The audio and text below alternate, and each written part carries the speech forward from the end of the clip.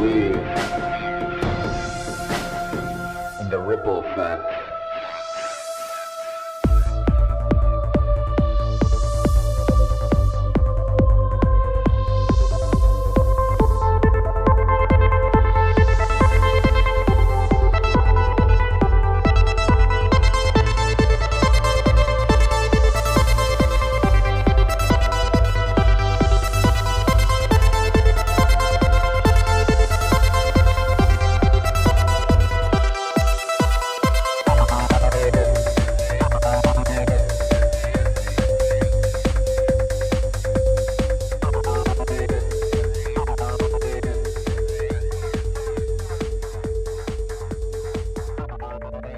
What's up? What's up? Another episode of Ripple Effect Podcast. Of course, I'm your host, Ricardo, and also known as Ricky Vance, and a great episode for you today. Today, we have returning guest. She is a podcaster, philosopher, researcher, and also the creator and host of Project Chaney, Chaney Nash. She has been on the show before. She's also been on my other show, The Union of the Unwanted, which I co-host with Sam Tripoli, Midnight Mike, and Charlie Robinson. Definitely check that show out, which is now also on Rumble. Go to theunionoftheunwanted.com and find all the links to all our channels, Twitter, Instagram pages, all that stuff. And if you're a fan of roundtable discussion shows, The Union of the Unwanted is a show for you. But if you prefer one-on-one conversations that go deep into topics and ideas, and the type of conversations that really give the participants time to elaborate and share personal stories, then you're at the right place, because the Ripple Effect Podcast is exactly that. And if you enjoyed Ripple Effect Podcast, remember this is a value for value show. If you enjoy it and get some value out of the discussions I bring to you and the guests I bring to you and all the hard work and time I invest into gathering guests, recording the shows, editing, uploading, thumbnails, descriptions, all this stuff, all this time-consuming stuff that I invest into the show, please consider showing your appreciation by sending a one-time donation to our Venmo account, PayPal account, or sending a donation monthly on Patreon, or checking out our merch store and purchasing some awesome hoodies, t-shirts, kids' clothes, and much more, and representing the Ripple Effect Podcast everywhere you go. But of course, you don't have to support the show financially if you can't, because I know a lot of people are struggling. But if you're not, stop being a cheap ass and do one of those things I mentioned. But if you are struggling like many people today, rate the show, review the show, post the show on any platform you're on, and that will help fight against the algorithms that censor shows and conversations like these. And then, of course, we also have sponsors, and you can find all those links and much more in the show description, or you can go to the rippleeffectpodcast.com to find everything you're looking for and much more. You can also go to the rippleeffectpodcast.com and find a search engine if you want to search any topic you might be intrigued with, if it's health, nutrition, big pharma, big food, whistleblowers, CIA, FBI, assassinations, or any of the major past guests I've had on, like Mayor Glenn Jacobs, also known as Kane if you're a WWE fan, rapper Zuby, comedian Jim Brewer, Governor Jesse Ventura, Roger Stone, Freeway Rick Ross, Jack Abramoff, also known as Casino Jack, Eddie Bravo, Justin Wren, Jimmy Dore, Dave Rubin, NSA whistleblower Thomas Drake, NBA Hall of Famer John Stockton, and many other amazing guests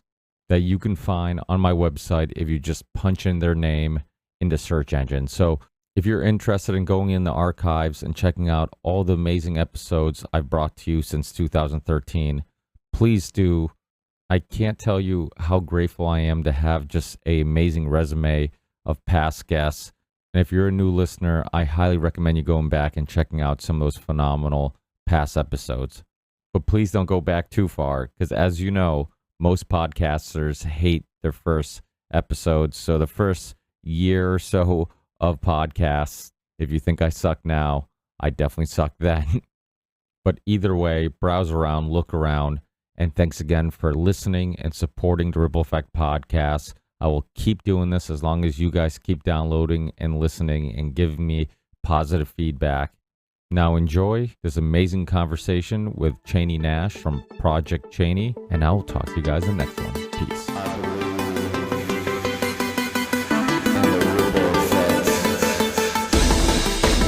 What's up? Hey, how are you? Long time no see. I know. How you been? Pretty fantastic. Well, now pretty fantastic, but it's been a few years. Yeah. I think I'm trying to think last time we spoke. I would have to look it up. I think you've been on the Union of Unwanted probably since last time we spoke. But it's been yeah, it's been a while since we've had a one-on-one conversation. But it's funny. I find that I enjoy both the roundtable discussion of the Union of Unwanted and getting everybody's perspective and input fascinating because I feel like everybody, once that show ends, everybody's kind of getting their information and perspectives from different areas so we can kind of bring it all together.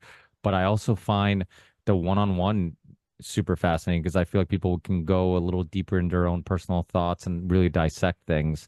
So there's a place and time for both, and I think there's benefits in both. I totally agree. I spend a lot more time doing panel right now just because the one-on-one does take a little more work for me and prep and everything like that that I find comfort right now. And I used to give a lot to my audience with me alone and them that emotionally after I went through like a whole battle with cancer last year and kind of like was vacant from them for a little bit and then gave them like, hey, you guys, here's what's kind of been going on. And there was a time I thought I was gonna lose my life and then to come full circle and it be kind of playtime a little bit in the reality of the chaos that we all deal with every day. It's like, okay, how serious am I going to take this? Like it's still there's some part of it that I like the infotainment idea. I know a lot of people sway away from entertainment, but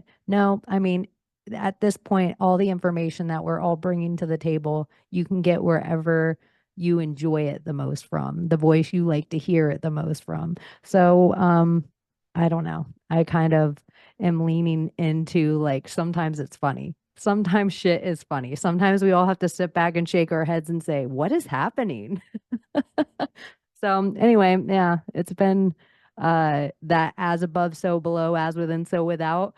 It's like the same chaotic, crazy world that seems to be going up and down. My own life did. So yeah, to be on the other side and be all healthy and wealthy and wise, it's like part of the journey that you don't expect to take. Yeah, without a doubt, that's wild. I did not know that. And that's amazing to hear that you're doing well and you went through that. I personally have never been through it, but I've been close to people who have, and I know how scary it is when you hear that C word and how your whole world just changes, in that second. How has it changed your perspective on things? Like it sounds like it has. It obviously to go through anything that serious and life changing must kind of reset a lot of different things. Did it for you?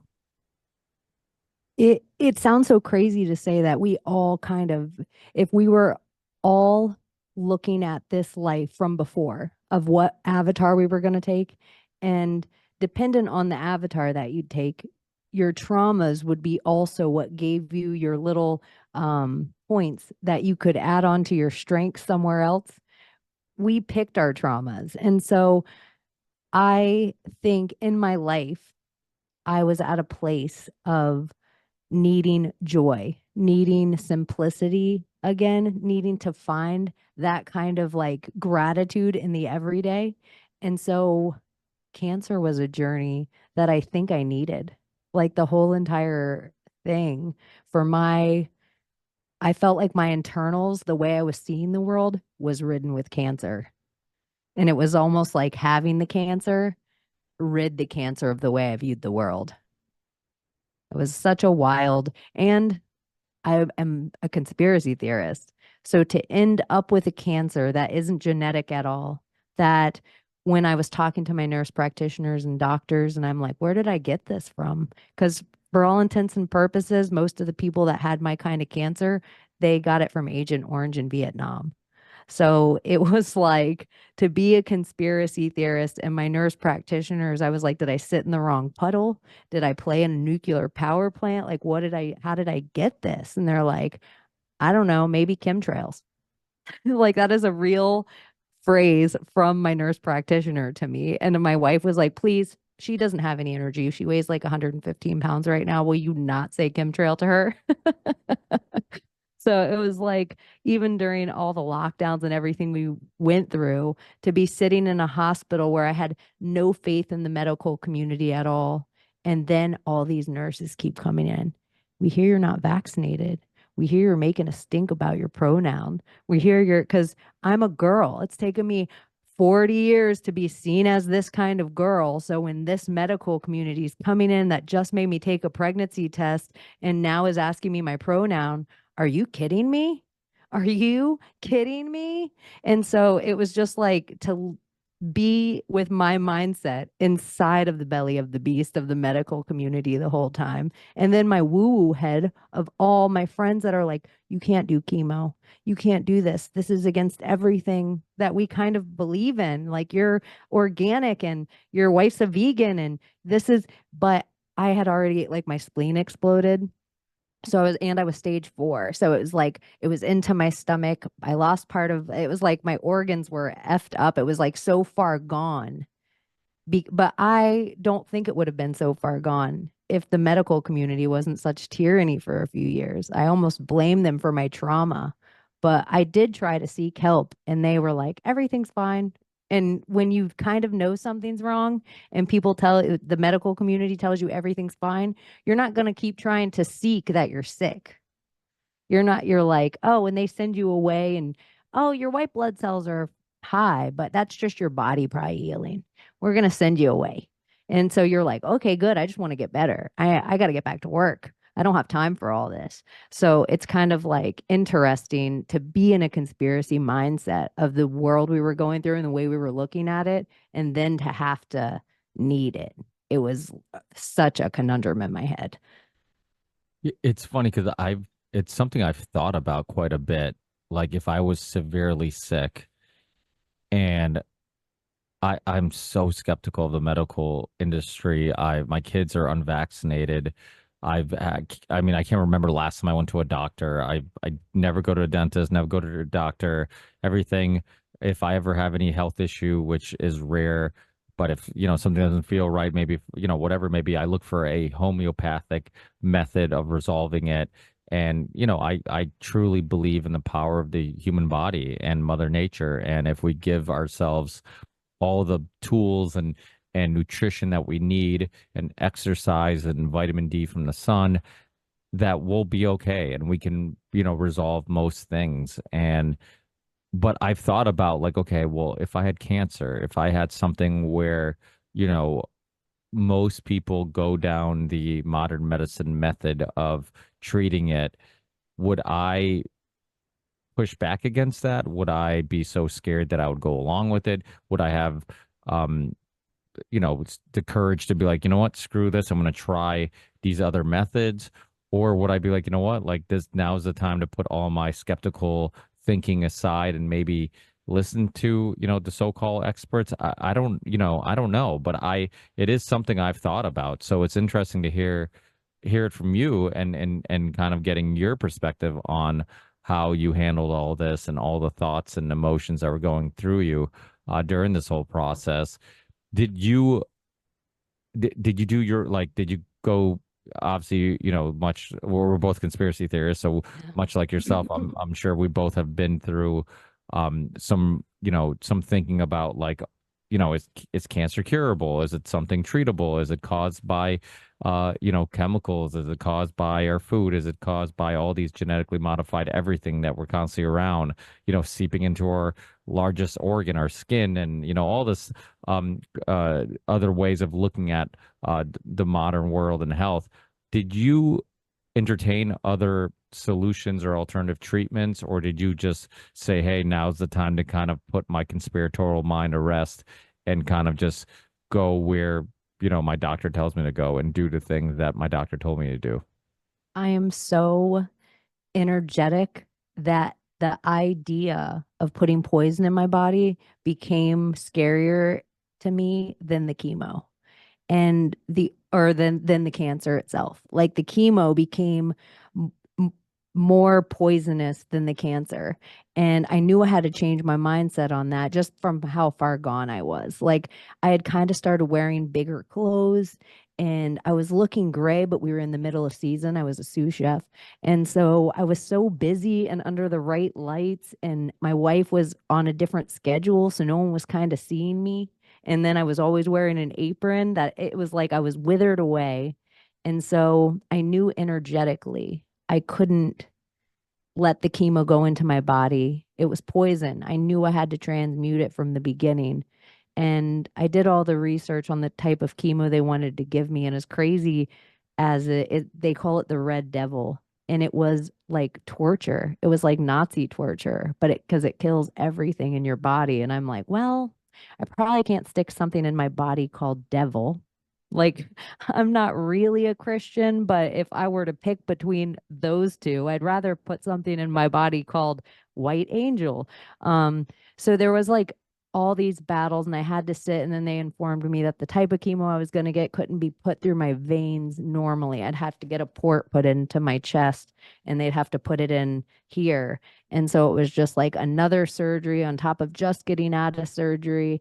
And I was so weak, and I'm like, all right. I mean, I just felt kind of like a goner. And at that point, I was just doing that to humor my wife and mom.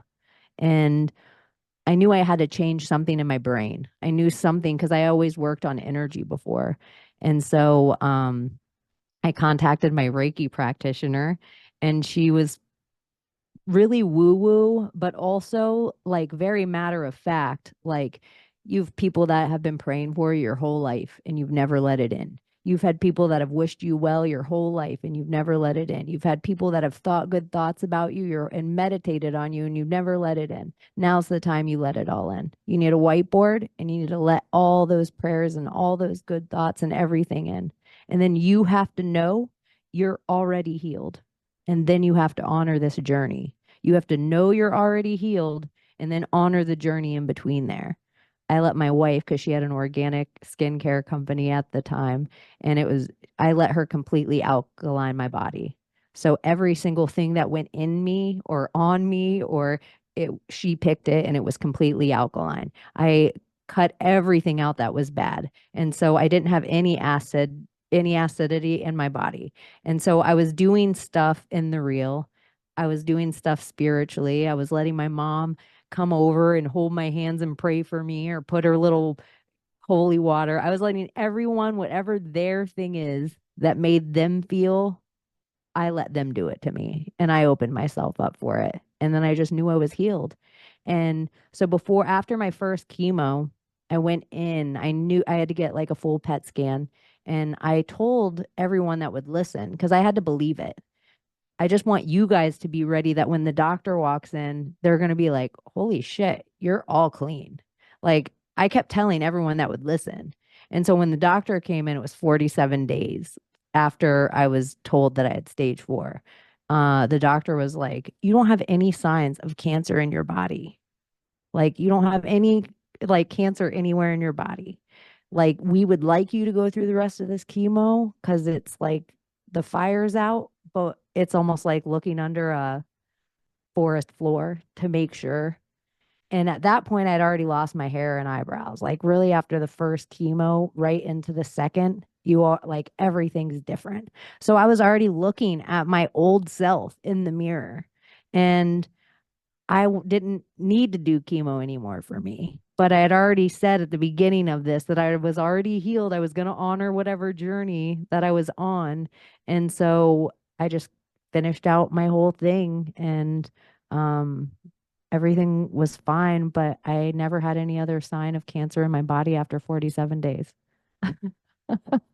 So it was just like a mind over matter. And when people are like, what did you do? I'm like, everything. But I also believe I had a lot of other people in my life that were around my age that got cancer at the time. all weird cancers, all, and everyone that wasn't vaccinated, they all pretty much got clean pretty quickly. Their body took to everything that it should. And everyone that was vaccinated, the cancer took off like wildfire in their body and they're not here anymore. And this is like young people like our age. And it's like a direct thing when people are like, what are the side effects of this thing? I don't know, but it messed up people's immune system in a way that some people's body couldn't come back from. And a bunch of nurses came in and told me this stuff. Like the amount of off record conversations that nurses had with me while I laid in ICU and just big upping me, telling me the states they came from, where they lived in medical tyranny and still wanted to help people, and changed my heart where I thought, if you're vaccinated, we're different. And then somebody told me a story of their kid being sick and them not being able to go to the hospital unless they were vaccinated to be with their child. And it changed my heart in an instant. And it was these kind of stories that I was like, oh, I went through all this to sit next to the old lady who she's never going to be cured from cancer. She's going to be on chemo the whole rest of her life. And she has this little chipper attitude that she's like, when every time she walked out, she'd be like, cheers, girl.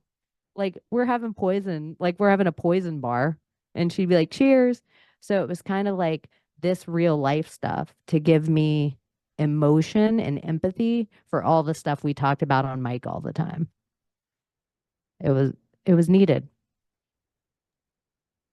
Yeah, I'm a big believer of the mind and body being connected and one having an effect on the other. And there's a book I've mentioned quite a bit on the show, Mind Over Back Pain. And this guy, Dr. Sorno, who was one of the leading back surgeons and found that a lot of people were really messed up backs, that he was seeing on MRIs and X-rays and whatnot. They should have a lot of pain and they weren't. And then there's people who were having a lot of pain and didn't see any real serious issues. And he started asking personal questions like, okay, well, what's going on in your life, this and that. And come to find out, a lot of the pain was being amplified by personal stuff. And it wasn't something physical that you could see. It was a lot of personal stuff. So people who were having a lot of pain and didn't have it didn't reflect on the MRIs and X-rays. Those people were going through divorces. They were going through, they're between jobs. They didn't have good relationships with their kids, whatever it may be. And so that, this idea, and then he wrote the book, Mind Over Back Pain, this idea that, a lot of this pain was coming from, emotional, mental issues that and your body was looking for maybe a little bit of pain and releasing that emotional or mental pain through that, that little bit of physical pain that you had. And it's true when you look at like sometimes when everything's going wrong in your life and you're emotionally drained, physically drained, little pains come up, little things that, didn't nag you for a while. And all of a sudden you're like, why does this hurt? Why does that hurt? And I wonder how much of it is connected to just being depressed, being down, being mentally in a negative place. So there's a lot to that. There's also, I remember years ago, there was a documentary called, it was this author and I don't know. I don't remember what she was famous for, but her name was Chris Carr. And there was what the hell was her book? It was like Crazy Sexy Cancer, I think was the name of the documentary. And she wrote a book, I think, of the same title. But she basically got cancer and she's like, I'm gonna do she was another big fan of like energy and positivity. So she would do all these things that brought good energy to her life, she would do. So she would like dance in her kitchen to music she loved, like for whatever 30 minutes a day. She had all these weird things she would do to kind of morally and emotionally put her in a good place while dealing with this cancer. And she was convinced that that was a huge help in, fighting cancer and getting over cancer. And I've seen it over and over again with like the guy who did 9/11, A New Pearl Harbor documentary. It's a really good 9/11 documentary. This Italian filmmaker, Massimo. Initially, I ran into his work because he did a film called Cancer Cures, and all these doctors that were looking into or found different ways of curing people of cancer.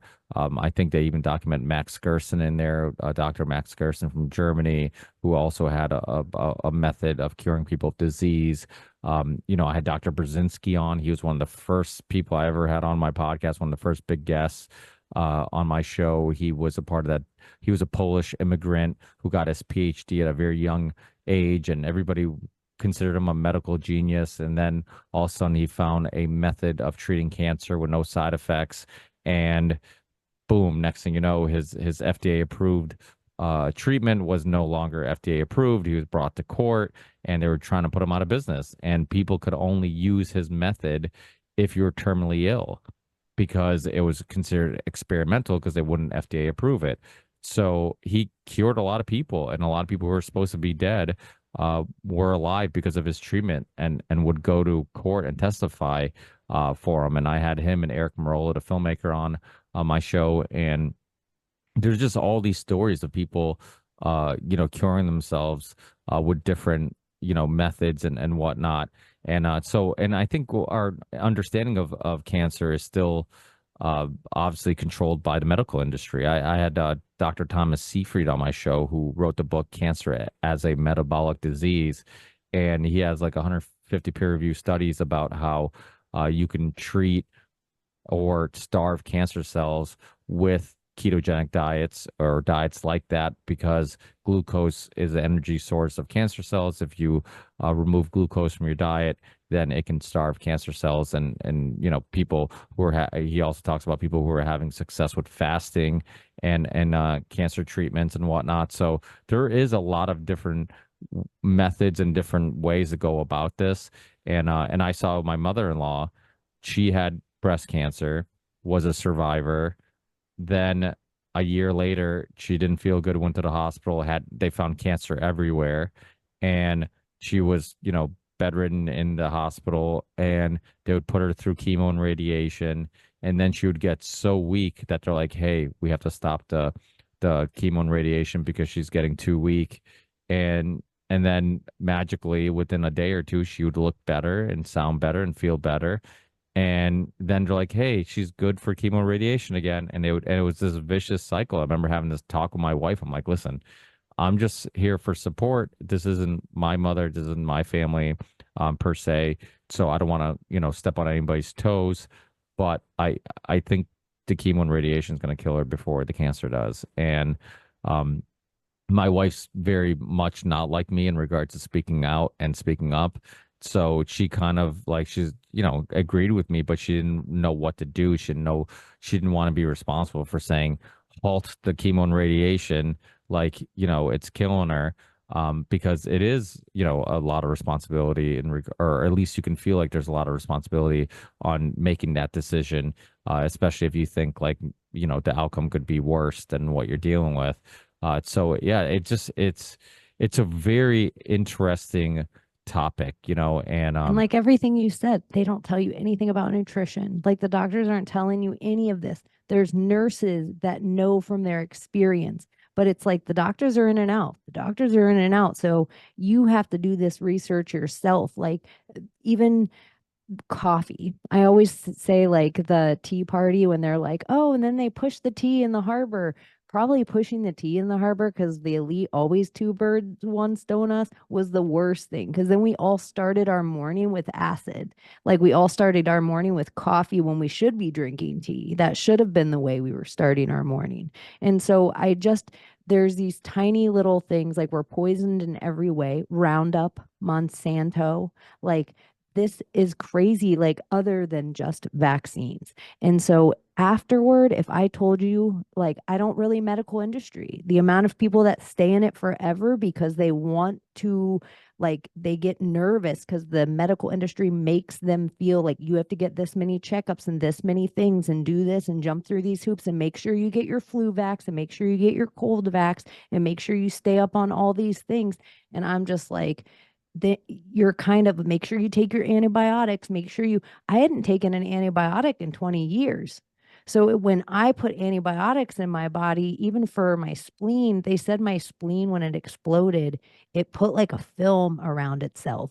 So everywhere that it hit, it could have caused me sepsis, but I kept working. It happened like probably 2 weeks before that my spleen actually exploded into my stomach, but I couldn't even think about it. Like, I don't know anyone that's had one of those jobs. It might be construction and you have to get it done on a deadline. It might be season and you work at like a resort or something and you're just turned on for those times. Anyone that's had one of those jobs that you're like, once I finish this timeline, then I'll take care of those things. It was kind of like that, where I was like in the thralls of it, where it's like we all are sick right now.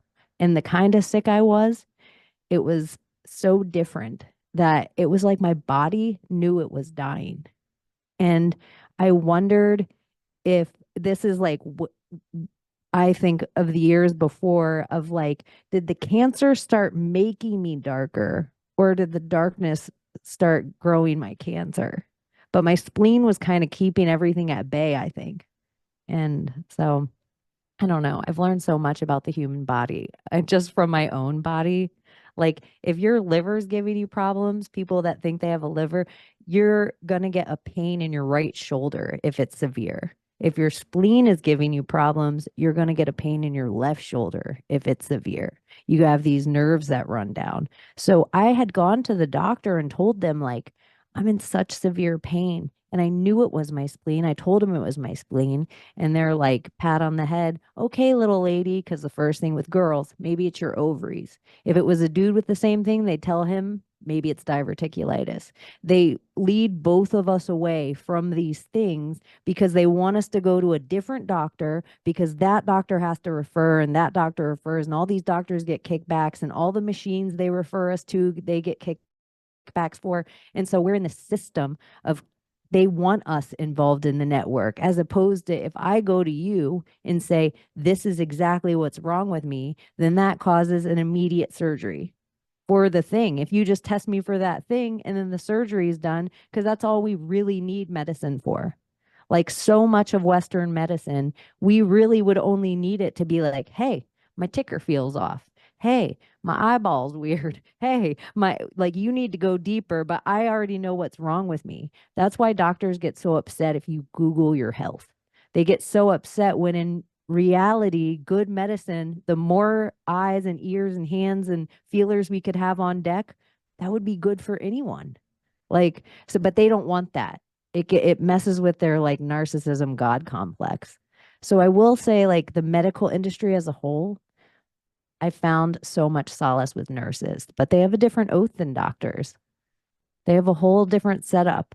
And even how brave they were. Most of the nurses I dealt with, they had come from other places to Florida because they were like, oh, I was in California and they tried to get me to do, the tyranny and I wouldn't fold. Or I was working in this field in New York and I came down here and I wouldn't do it. And so it was just like really nice to see that. I just thought, if you're part of that, you're evil. But then I was like, nah, there's tons of good people out there, like all of us in every field, just trying to fight the fight.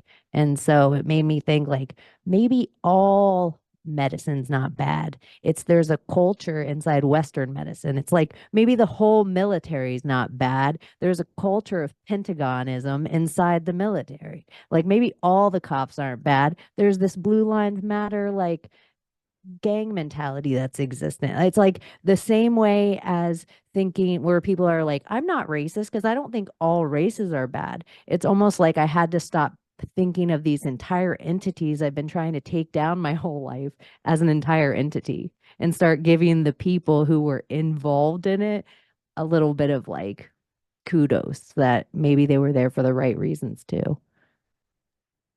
Yeah, I think there is examples of people who are in these industries for the right reasons, or people who maybe just were looking for a job, right? You're told, hey, you want a good job, become a nurse. You want to be, you want to have a good job, be a this, be a that, and it's a lot of times like when you're a kid, you're kind of just thinking, okay, yeah, the adults are telling me this is a good career to pursue, this is a good long-term plan and that's it. And then you get stuck in an industry that is just this machine that can't stop. And, I've talked about in the past about how, you hear stories of politicians who are anti-war, but they're like, but we build a lot of war machines in our, district or in our, state. So I have to vote for it, but to keep these jobs going. And that's kind of like a small metaphor that explains everything. Like once something becomes a industry, it's hard to stop it. Once you have, all these people who basically have salaries that are paid by the modern system and the design that we've created, like, treatment of cancer, all the tests that we do on a, weekly basis, monthly basis, yearly basis, whatever it may be. Like once that becomes a industry and people are getting paid, then you have to keep that industry going. You can't one day wake up and say, "Hey, I found this vitamin or I found this herb that you smoke and will cure you of all cancer, kill all the cancer cells in your body." Because if we did that and it was public knowledge and they announced it, a whole industry would just collapse. And there's incentive to make sure that doesn't happen. And and that's the problem with all these things, is that they become industries, they become profitable, they become jobs for some people. So even if some of those people in that system know that, like, hey, we're pushing too many vaccines, but pediatricians, that's like 90% of what we do is schedule you for your next visit so we can vaccinate your kid. So we have to keep pushing these vaccines because that's kind of what we do. My dad recently had eye surgery, and they're going through whatever prescription drugs he was on, and I think he said his statin was the only one that he's on at the moment. And they're like, "Oh, when was the last time you took it?" And he's like, "Oh, a couple weeks ago." He's like, "I try not to take it too often. He's like, I'm kind of lazy with taking it." And most of that is me just constantly yelling at him that he doesn't have to take it. But the lady doesn't even know what his cholesterol levels were, but she's so just brainwashed that this medical advice is the right advice, and that there's nothing wrong with the system, that she's like, you really should be taking it on a regular basis, just like it's prescribed to you as, and this and that. And I'm just thinking to myself, I'm like, you're They're so bad for old people. yeah. Statins are so bad for everyone. The amount that it like triggers me, like the amount of medical disinformation, that I forgot that before the COVID, if you were in the conspiracy space, that we fought against, and it's almost like we got bottlenecked into mRNA and this thing. And it's like, whoa, there's so much else about our health system that they've been like messing around on, doing these things. Like the statin drugs are so one of them, where you're like, this isn't a really hard fix for these people. Like the statin drug thing, my mom, I feel like I don't remember what root she takes. I want to say it has red in it, like red root something. But my mom just takes some regular pill because they told her she needed statins, and she just started taking this vitamin. I don't remember what it is, but it's something really natural. But my mother-in-law takes statins, and she's always having problems. Well, I was looking for her now.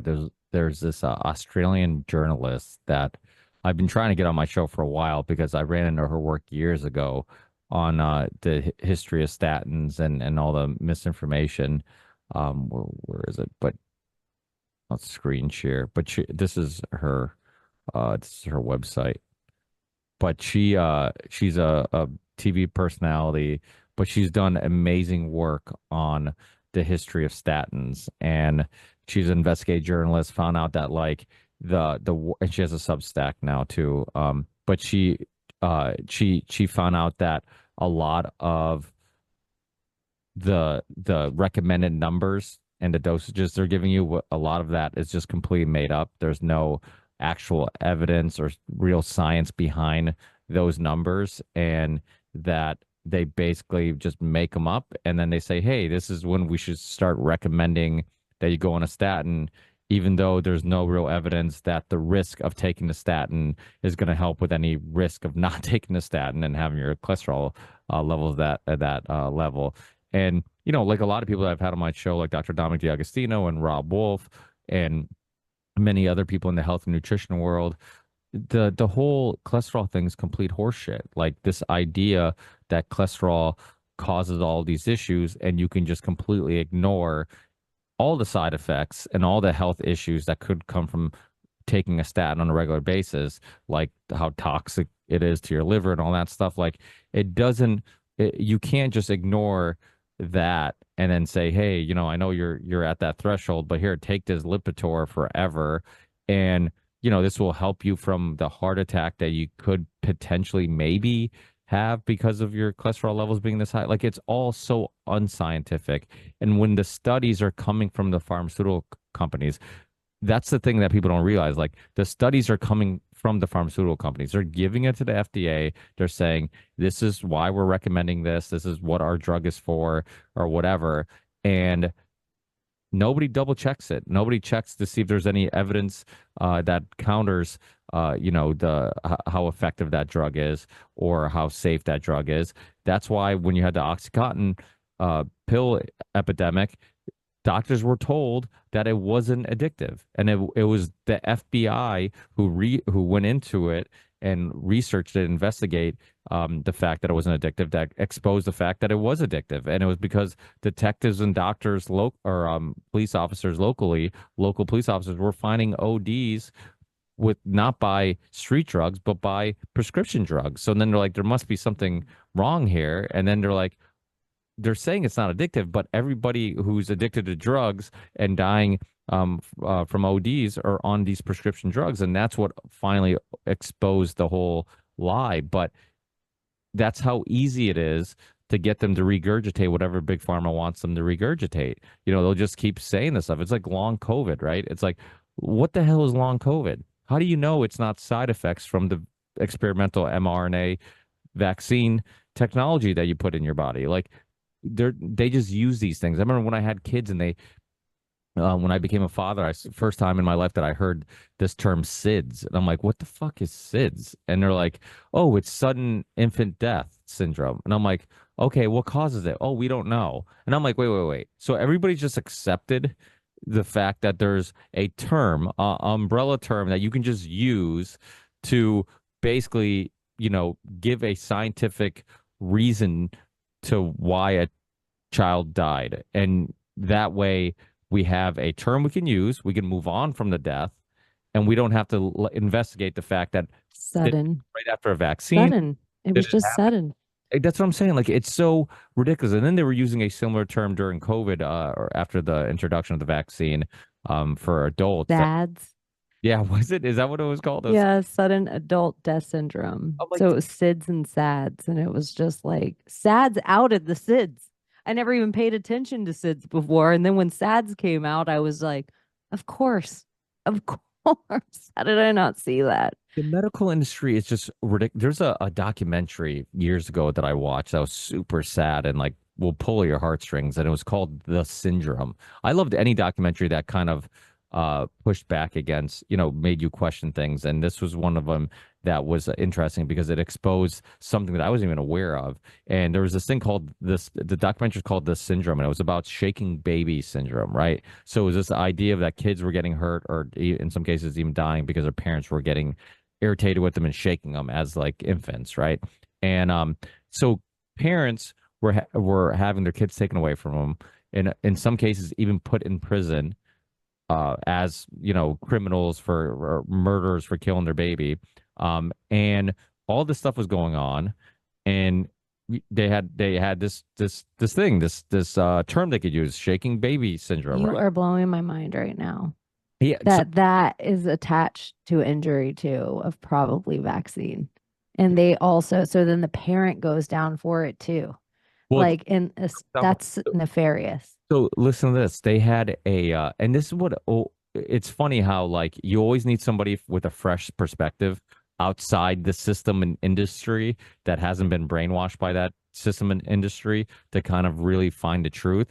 They took one of the parents. I actually don't recall how this guy got involved with these cases, but there's a guy who's an expert with car accidents, right? So he worked for the car industry, and he would study airbags and car accidents and all these things. And they asked him to look at these X-rays and this, what they were calling shaking baby syndrome. And he's like, it can't be from shaking the baby. He's like, I examine car accidents. I know neck insert injuries. I know head injuries. He's like, if the parent was shaking the baby so much that you had brain damage and the baby died, you would see some injury in the neck. It'd be impossible to have brain damage and not have some type of neck injury, which seems like common fucking sense if you ask, Yeah. and so he testifies in court, exposes the whole thing was non-scientific bullshit, and that parents were actually getting locked up for, like you said, it could be other things, like could be vaccines, could be some parents were even saying It like, could break up our marriage. You're getting locked up because now I'm like, I didn't shake the baby. You're like, you didn't shake the baby. It's like, but who was alone with the baby? Like this amount of stuff that would have led to decades of trauma in a family is more than just the death of a kid. Like the accusing of abusing a kid is so wild how much like the medical industry has uh, and not to take a hard right. Like I I work in the medical marijuana industry now, and it's just even stuff like that where they have to get a handle on it before they can figure out how we're allowed to have it. It's like instead of it being studied, it's Schedule 1. It's all, instead of like Rick Simpson oil getting studied ever by a bunch of universities and things, because you can make Rick Simpson oil. I can make Rick Simpson oil. You don't need big pharma to. And so anything pretty much, I think, in life that you don't need big pharma to do, they have it so it's illegal or like somehow poisonous or you're gonna do this thing to yourself. Like they just have so many like lies and fibs and FDAs that I'm just like, I don't know. I don't know. I don't, that's where it's even like, did I get my cancer from what they were feeding me in school or what they were forcing me to wear in gym class? It's like who knows how many little weird things that we were forced to do throughout time, wear plastic names on our backs. Like I don't know. I don't you just wonder, like even the Jenny McCarthy singled out. You take the dumb blonde and you make her the token mom that says vaccines cause autism. So when you make her look like a dumb schmuck, no other mom wants to be um dragged over the coals like that. So she's not going to say anything anymore. They don't use somebody that seems like a smart, intelligent mom. They use Jenny McCarthy. It's like they had to get in front of it so they can make everybody look like assholes. I had a guest on, I forget what his name was. I think the book was called Poison. He was a attorney in Florida, and he like, well, I guess he was locking up a bunch of like mobsters and all this stuff, and he ended up making a bunch of money and then building a brand new office, and he moves into this new office and he gets really sick, and they can't figure it out what was going on. It was like this whole like just medical mystery of like what was going on with this guy, and he was like bedridden forever. They had to put him in like a cabin in the woods with, because what they found out was that he was having some crazy reaction to all the synthetic materials in the new office, and like literally could not get out of bed, and they had to put him in like some completely organic wooden cabin in the woods, completely away from anything synthetic, to help his body recover. And he was there for like years, or at least a year, and like it ruined his marriage, it messed up his relationship with his kids, all these things. And it wasn't poisoned by a vaccine or food or any of the typical enemies that we talk about on a daily basis, but it was just the chemicals that were in the office supplies and the paint and the building material, and like these things that we typically neglect. And sometimes we get sick and we don't feel good, and we our first reaction is like, okay, is this something I ate? Am I getting a cold? Am I sick? Was it some viruses, Did I whatever? not have enough water today? Exactly, but it could be all the things around us. And our skin is our largest organ. So much of what we wear and, moisturizers and sunscreen gets into our body through our skin. So, that's just something that's kind of gets neglected, like that janitor that was spraying Roundup and got cancer and it was a big lawsuit or whatever. Like that stuff was getting into his body, not just breathing it, but on his skin. And, and so there's so many of that, so many of those things that we kind of neglect and don't even realize is also contributing to all our health issues. And we're just creating this, like these just chemical filled universe that it just our body's constantly fighting off things, and then we don't do enough detoxing. We don't sweating is the strongest way of detoxing. You talk to anybody who's ever worked out so hard that they're drenched, they'll tell you, I feel freaking amazing after it. Or somebody who's worked, in a kitchen and you're sweaty and you rinse off, you take a shower and you're like, wow, I feel amazing. And it's because all that sweating just detoxed all the metals and all these things that are in your body that are having a negative effect on you. And we do live in a virus and germ filled environment. Our body is in harmony with those things, like we our immune systems and all these things in the universe, like it's the yin and yang. Like we need good bacteria, we need bad bacteria, everything's in harmony together. And I just think that we're getting out of harmony. That's why people are now looking into like grounding and why do I feel better when I'm touching grass or when I'm in the woods and in Mother Nature? It's because we're completely detached from that natural world, and we realize it when we actually spend some time, going for a walk outside, listening to birds, the wind, or whatever, or spending some time outside where you're not constantly near artificial light, but you're getting actual light. And I believe, Sunlight. yeah, there's something about the sun that I think there's a something to it more than just vitamin D. I think there's a reason why all life on this planet requires sunlight, and humans are no different. And I think we kind of neglect how important that is.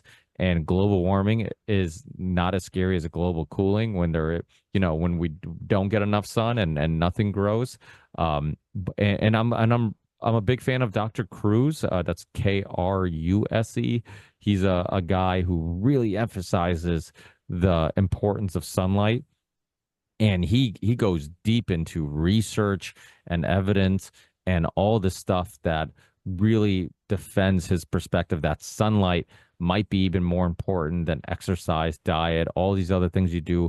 None of it's equally as important as sunlight. And when you think about it, like just emotionally and mentally, when it's dark and muggy or not muggy, but cloudy outside, you don't you don't feel like doing anything. You feel like, watching Netflix and ordering takeout. When it's sunny, you look for reasons to go outside. You're so motivated to go do something that you'll go for walks. Like people who don't ever go for walks, be like, you want to go for a walk? When do you ever think about going for a walk when it's raining or cold or, it's the winter months? Like never. Like you just don't even want to move. But when it's sunny, you'll just go. You have just extra energy that you want to use up and spend outside, and your mood's better. Everybody's smiling. You go to places in like, Florida or beach countries like Portugal where, everybody's outside and near the water, they're just in better moods, and they seem happier. And I feel like that's kind of the state that we're supposed to be in, is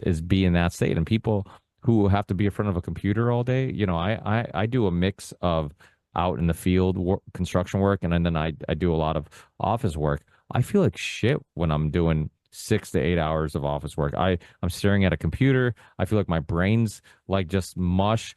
My body is just tired, even though I haven't physically done anything that should get me tired. I just feel like crap. Today, for example, I had to go help the guys pour some concrete. I was out in the field most of the day. I come home, I feel better.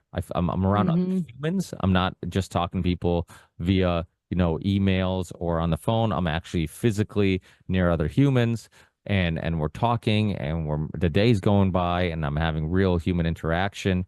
And that, the fact that can't be recreated, at least not yet, gives me hope for the future, in regards to AI and some virtual neural link reality being our just regular way of life, where we just live in some virtual reality and have some avatar and we can live any way we want. Like that's scary, but I do think there's something that we can't quantify, something we can't explain about real human interaction and real nature interaction, real mother nature interaction with the with sun, and not artificial light, but the real sunlight, like you said, wind, grass, like They touch. can't recreate some things. And like even the grounding out, like we all go on runs, we are standing around all day on the surface, but we have rubber feet on. Like we don't touch. Or people will do yoga. They might even do yoga outside on a rubber mat. Some people go and garden and then they stick their hands in the soil with rubber gloves.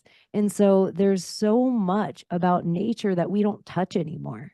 We don't touch it and feel it. We're not a part of it. We don't give back to it. Sometimes there's a buddy, he has a show on Rumble, Odin's Alchemy, and he actually, Ben Balderson, he has a farm in Northern California, but he does like everything's an actual practice. He says, he's so many people are talking about and theorizing about and doing, and then he does it. He puts the soil to work and he puts the animals to work. And, even blood, like his wife eats meat because they have different blood types. He's a vegan, but then they husband a bunch of animals, everything they've built from scratch. I just big up them all the time. But one thing we were theorizing about is whatever land we used to be from, your grandparents had an outhouse on that land. And so it wasn't just their feces and their urine and their spit and who knows what else. Most likely we would have buried them on in that soil.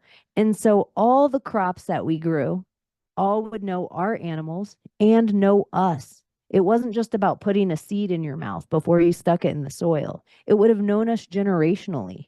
And so there would have been a huge thing, not just about taking natives off their land wherever they're from, but even taking you off your land if you were there for a few hundred years or even 100 years.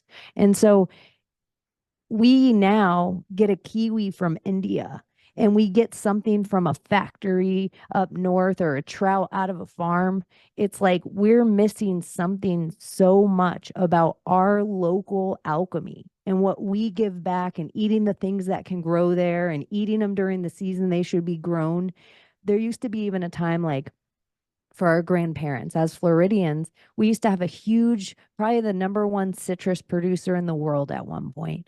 And if you got a Florida orange, it was known like, yeah, we might have gotten a cold or a flu or a little sniffles during the winter, but it was known that your grandparents would send, like if they came down to Florida, they would send all their friends oranges and grapefruits for the winter. Because if everybody had an orange, from peeled orange or a grapefruit and they were eating that, it gave you enough vitamin C and zinc. So there's these certain amount of things that now we think, let me drink Tropicana, I'm getting vitamin C, but there's no real zinc in there. Our body has no processing of the thing that some of the natural stuff that we're given, the way that it was given to us naturally and organically by God. Like those things were perfect for us. And somewhere, we got canker on the same way I almost feel like they gave us these cancers, they gave it to the alchemy of our states and our soil and our land. Like they took all the wood out of the Pacific Northwest and then they buried it in China. Like all of our best citrus all goes to China. And so it's like, why is there so many Chinese factories around Florida by my citrus? This is what I grew up around. This is what my family's family planted. Like these gators, these are my gators. This is what my grandfather, before there was a license, like you didn't need a license to hunt gator once. And so there's certain things about this state that I watch other countries come in and I'm like, what's going on? This is war. When I hear Kennedy say you'll be infiltrated, not invaded, this is the levels I see it at. That it's not just paperclip in NASA. It's paperclip in our universities and our medical systems and our farmland. And so I think that is the stuff that on a local level I can see. And on a big level, when I hear it, I'm like, that doesn't surprise me because there was a time that we were the king of citrus. And now nobody knows a Florida orange unless it's just printed on a box. Like it's so weird. And that's in less than half my lifetime. So what else have they taken from our country that, from all of the places? Like you can't get the coal from where you get the coal for why? So they can put a solar panel And I would argue there's no such thing as global warming unless I put a bunch of mirrors on the ground to heat up the ionosphere. And that is how you would actually create some kind of global warming, not just that you could turn these things, but such weather modification that you could direct these storms. So it's like when you look at Matt Landman and Frankenskies, and then you link it with all these solar panels, you're like, huh. But I get next level conspiratorial with weather weapons. I'm like, China laid our railroads. Like, once you have metal everywhere and iron, you can guide any kind of heat. So, and I'm like, how would you put Chinese internment camps in the country? I don't know. You just call them Japanese internment camps because we're a bunch of dumb country folk and wouldn't have known any different.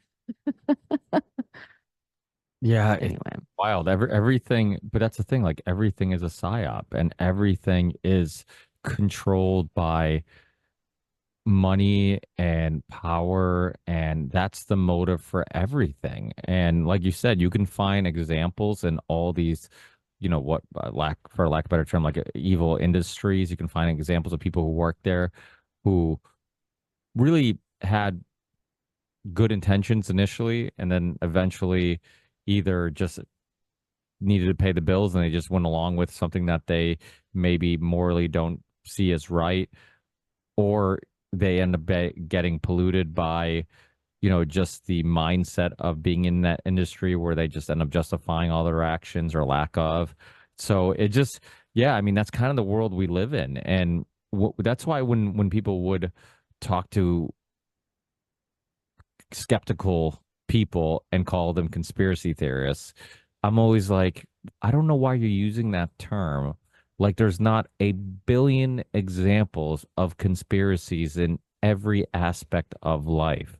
Like, and people like you and I who have been down so many different rabbit holes and have uncovered so many things. Like, there's literally nothing, no conspiracy, no theory that I won't entertain, because there's been so many crazy things that end up being true or having at least just breadcrumbs of truth, just sprinkled on the story, that I'm just like, I've been wrong before. I've thought that certain things were too crazy to really entertain or have any factual evidence behind, and then you look into it and you're like, wow. I mean, even cancer cures, as crazy as that sounds, I mean, growing up hearing people talk about like, oh, there's probably a cure for cancer, and I'm like, oh, that sounds insane. Like, if there's a cure for cancer, you would know. And then you start going down the rabbit hole and you find out, like, Dr. Brzezinski, like I said, was on the show, but even way before him, there's all these doctors that had success doing it, and that guy, that rapper,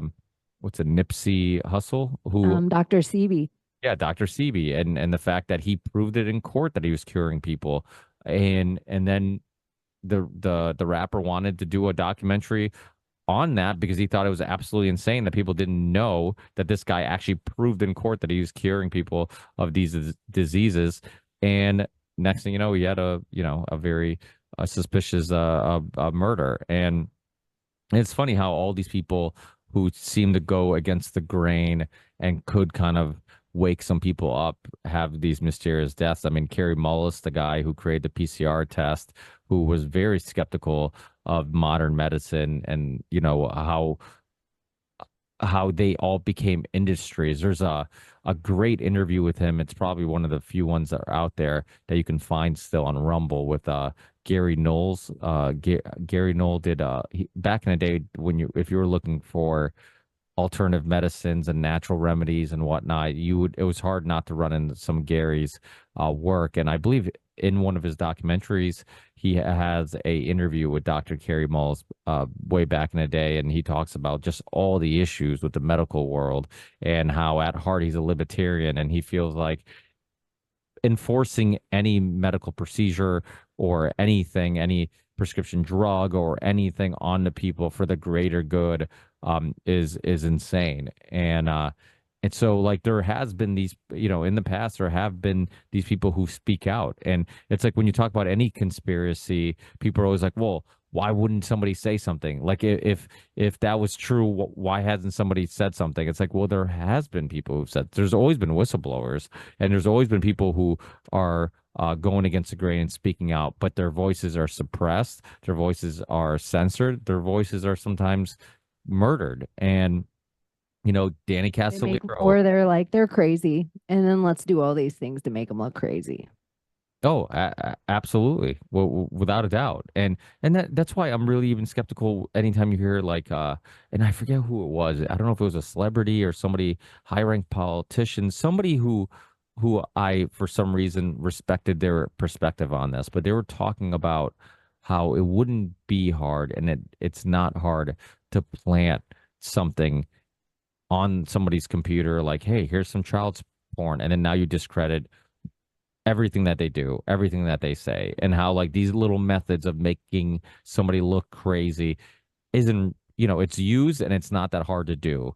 And all of a sudden, you get put in this box and you could be completely innocent, and nothing scarier than that, right? Like knowing you're innocent, but everybody thinks I you're think crazy. Dave Chappelle says it that when he was leaving the meeting with Comedy Central, when it dawned on him, like, oh, they're laughing at me, they're using me for something, they're not laughing with me. And when he was leaving, they said, you're going to leave, you're going to not sign this contract, da, da, da, da. And like, we own all of you, pretty much, they told him. Like, we still own all this other stuff that you created. Like, we don't need you. Before you get home, everyone will think you're crazy. And he was like, please, like, I'm Dave Chappelle, like, not in an egoic way, but everybody knows who I am. And he said from the time he left the thing to the time he got home, all this breaking news about Dave Chappelle's crazy, going to Africa on drugs, doing this stuff. Like, he couldn't even give an interview without looking crazy because they made him look crazy. And it's almost like the Kanye West thing, you wonder sometimes with some of the stuff he says, that do they, because you can see the times he went missing, was he getting too close to where they're like, look at Kanye West's crazy rant? All the times they say Kanye West has a crazy rant, when I listen to it, I'm like, oh my gosh, like, I can't believe somebody said this aloud on such a platform.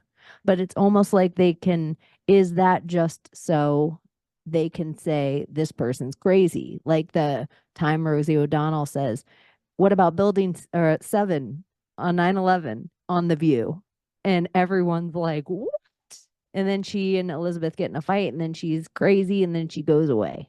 Like, did she really have an epiphany, or was that put there so that if me or you say anything about building 7, we're crazy Rosie O'Donnell on The View? Like, I wonder sometimes, like, what are we, what is Epstein didn't kill himself, and what is Bernie Mittens? Some things I feel like they never wanted Epstein didn't kill himself in the zeitgeist. We did that, like a whole bunch of us making each other laugh, blah, blah, blah. But the Bernie Mittens was like them wrangling the meme back in, them wrangling the gift back in. Like they were like, yep, we still control the pop song. Sometimes I wonder, it's like you don't want to be the last person to listen to the number one hit. So if they tell you it's number one, then you believe it's number one. Why is everyone else listening to Joe Rogan? Why is everyone else listening to Howard Stern? I don't want to be the last person to watch Game of Thrones. So that's sometimes what I think they're up to. Well, that experiment where they had a bunch of people, they had like 20 people a part of this experiment, and they would show them a shape and they would have to say what shape it was. And so they were showing them, I don't know if they were showing them a triangle and everybody was saying square, or they were showing them a square and everybody was saying triangle. But either way, they were showing them a shape. Let's go with triangle. And everybody was saying square. And the last person in this study, the 20th person, they were the only person that was actually in the study. Everybody else was told to say square when they see the triangle. So what happens when they get to that 20th person? They say square, even though they're looking at a triangle. And it was one of those experiments where it just like shows just human tendency and psychology of how like you just go with the herd. And you thought that if you said triangle, even though you're looking at a triangle, you were going to be crazy. And if everybody's saying square, there must be something you don't know. So you're just going to go along with it. And that's kind of what I constantly tell people on the show, it's like, if it seems like it doesn't make sense, it probably doesn't make sense. You're not going crazy. Like, trust your senses. Like, if it doesn't make, so I know everybody else around you is saying like, no, no, that does make sense. And you're like, I know you're saying it makes sense, but it doesn't really make sense. Having to wear a mask to a dinner table at a restaurant and then being okay with taking it off when I sit down and I have to put it back on to go walk to the bathroom. Like, I still feel like germs are going to be everywhere and we live with germs and we're all actually just a part. Everybody has a beard right now. Like literally, it's the trend that everyone has beards with masks on beards. Yeah, you know, I see people take down their mask to smoke a cigarette, and I'm like, oh, good thing you're wearing that mask, even though you're smoking a cigarette. Like, I don't understand what, you know, but you're wearing the mask because everybody told you to. It's about what. Or even for real, whatever the assassination attempt was, here's the levels of it that I think are wild. Okay, let's say it was real. The levels of secret society, like Secret Service, CIA, FBI, the involvement. Like, okay, let's say it's fake. What movie are we watching? Okay, let's say no one really believes it's another country. Let's say it is. It's some other country's involvement. Okay, what are we involved with that we don't know? But instead, like the levels of shenanigans that are going on in that whole thing, it doesn't matter what side of the aisle you're on. It's not a political discussion, just with our own reality eyeballs. And then, if let's just say it's entirely real and there was an assassination attempt on a president, maybe a coup on a sitting president, like this has happened, and all we're talking about literally is a ritual at the Olympics with a guy with his actual ball sack hanging out, standing by a child with Dionysus with drag queens in the Last Supper under the probably the world's biggest antenna. I just am like, what in reality is going on? And this makes me feel like the CIA's work is done here. If I'm a person that is like, what is actually happening? In that we're all just going to work every day and our gas is getting more expensive. And here I'm working every 3 years for free. Like, what? And we're watching all this ritual go on. Like, I think their brazenness is amping up because they've never gotten in trouble. Like, they have to keep hitting their dates. But just in the reality of that, we've all just moved on. Our attention span's so broken that we've all just are like, remember that part of the movie with the dragons? Remember the assassination attempt? Remember the masks? Do you remember when they had us? It's like we are on a wild spin. And it's like even the X of it all, the social media platforms we're allowed to play on that are like little echo chambers of certain stuff we say at the time. Oh, I am allowed to put that here. Or like what hashtags that they've taken away, what conversations they've taken away, what accounts they've taken away. So it's like still part of the narrative is the only narrative that's allowed to exist. It is a wild time. I'm so grateful to be alive for it. That was enough. I was like, I did not come to like the boring part of the movie. Like I watched all the beginning of The Sopranos. I got all the character breakdown only to get to the last 4 seasons to die. Like I am making it to the end of this movie. Like America, whatever's happening right now, I feel so grateful to be part of it. It's wild. And I think things are turning and evolving and transitioning in the right direction because I remember when Tom Cruise, remember when he had the giant rant about this psychology and how it's all like insane and it's the DSM isn't scientific and our mental health can be controlled natural ways and improved natural ways and that um, you know all these drugs that they put you on for mental health is actually doing more. And postpartum and things like that. Yeah, and guess what? He was right, but they painted him as a crazy person because he was saying something that was so against the norm. It was so against what, you know, the worldview that most of us have been fed that, you know, our people's first reaction is Tom Cruise is batshit crazy. And maybe he is, but he was right in that aspect. What he was saying about the medical world was correct. Look at Terrence Howard, similar type of thing, where like now you have a actor, you know, coincidentally also a actor who is really breaking boundaries and shattering worldviews, and people are entertaining it, unlike Tom Cruise. And I feel like maybe that's a example or a reflection of people evolving and becoming much more open-minded to completely what most people would call crazy theories, and they're entertaining them, and they're not just, you know, calling them crazy and moving on, but they're actually saying, you know what, like I've had so many of my worldviews shattered that now I'm open to new worldviews. I'm open to new theories. I'm open to new information, and I'll entertain other things. So, I mean, maybe little by little, people are transitioning to a mindset that's much closer to a conspiratorial, skeptical mindset like yours and mine, where the average person now doesn't believe in, you know, experts and science and, you know, a hierarchy knowing what's best for us, and that all these things have been resolved, like our understanding of the universe. Like we figured it out. Now we're just telling you, you know, how the world works, and don't question it. Don't question if this doesn't make sense or what's black matter. Like, no, we figured it out, and this is our explanation for you, and this is the only explanation that you can accept. And the experts with the diplomas and PhDs and, you know, the really impressive resumes, like those are the people that you have to listen to. And, you know, the truth is there's always been rulers and there's always been elites, and now we just, you know, they've done a great job of tricking us. And, you know, I've said it in the past on the show where, you know, that quote, you know, the greatest trick the devil ever played was convincing you he didn't exist. Well, I feel like the elite have done the same thing. Like, Mhm. this is the first time in human history that people think they're not being ruled. Like, in the past, we've known it because we've called them kings and queens and monarchies and whatnot. And now we pretend like, oh, no, that those days are behind us. Now we're not being ruled anymore. You know, just forget the Georgia Guidestones, forget the you know, the you know, Bill Gates trying to control all the farmland and force feed you synthetic food that could be controlled. Forget like all the control mechanisms in our lives. Like, you know, that's just for the greater good, and that's for us, and those were decisions that we made, and that we were all on board for. Or uh, the crosswalks at the corners.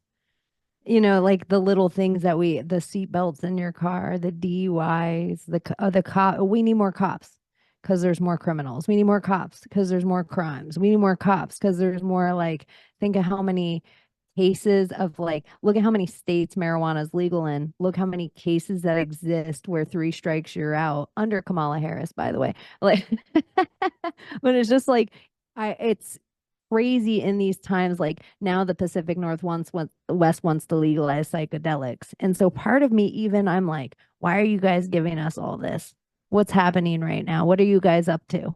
Like, I don't trust their legalization of anything. Like, why do I need your hands involved?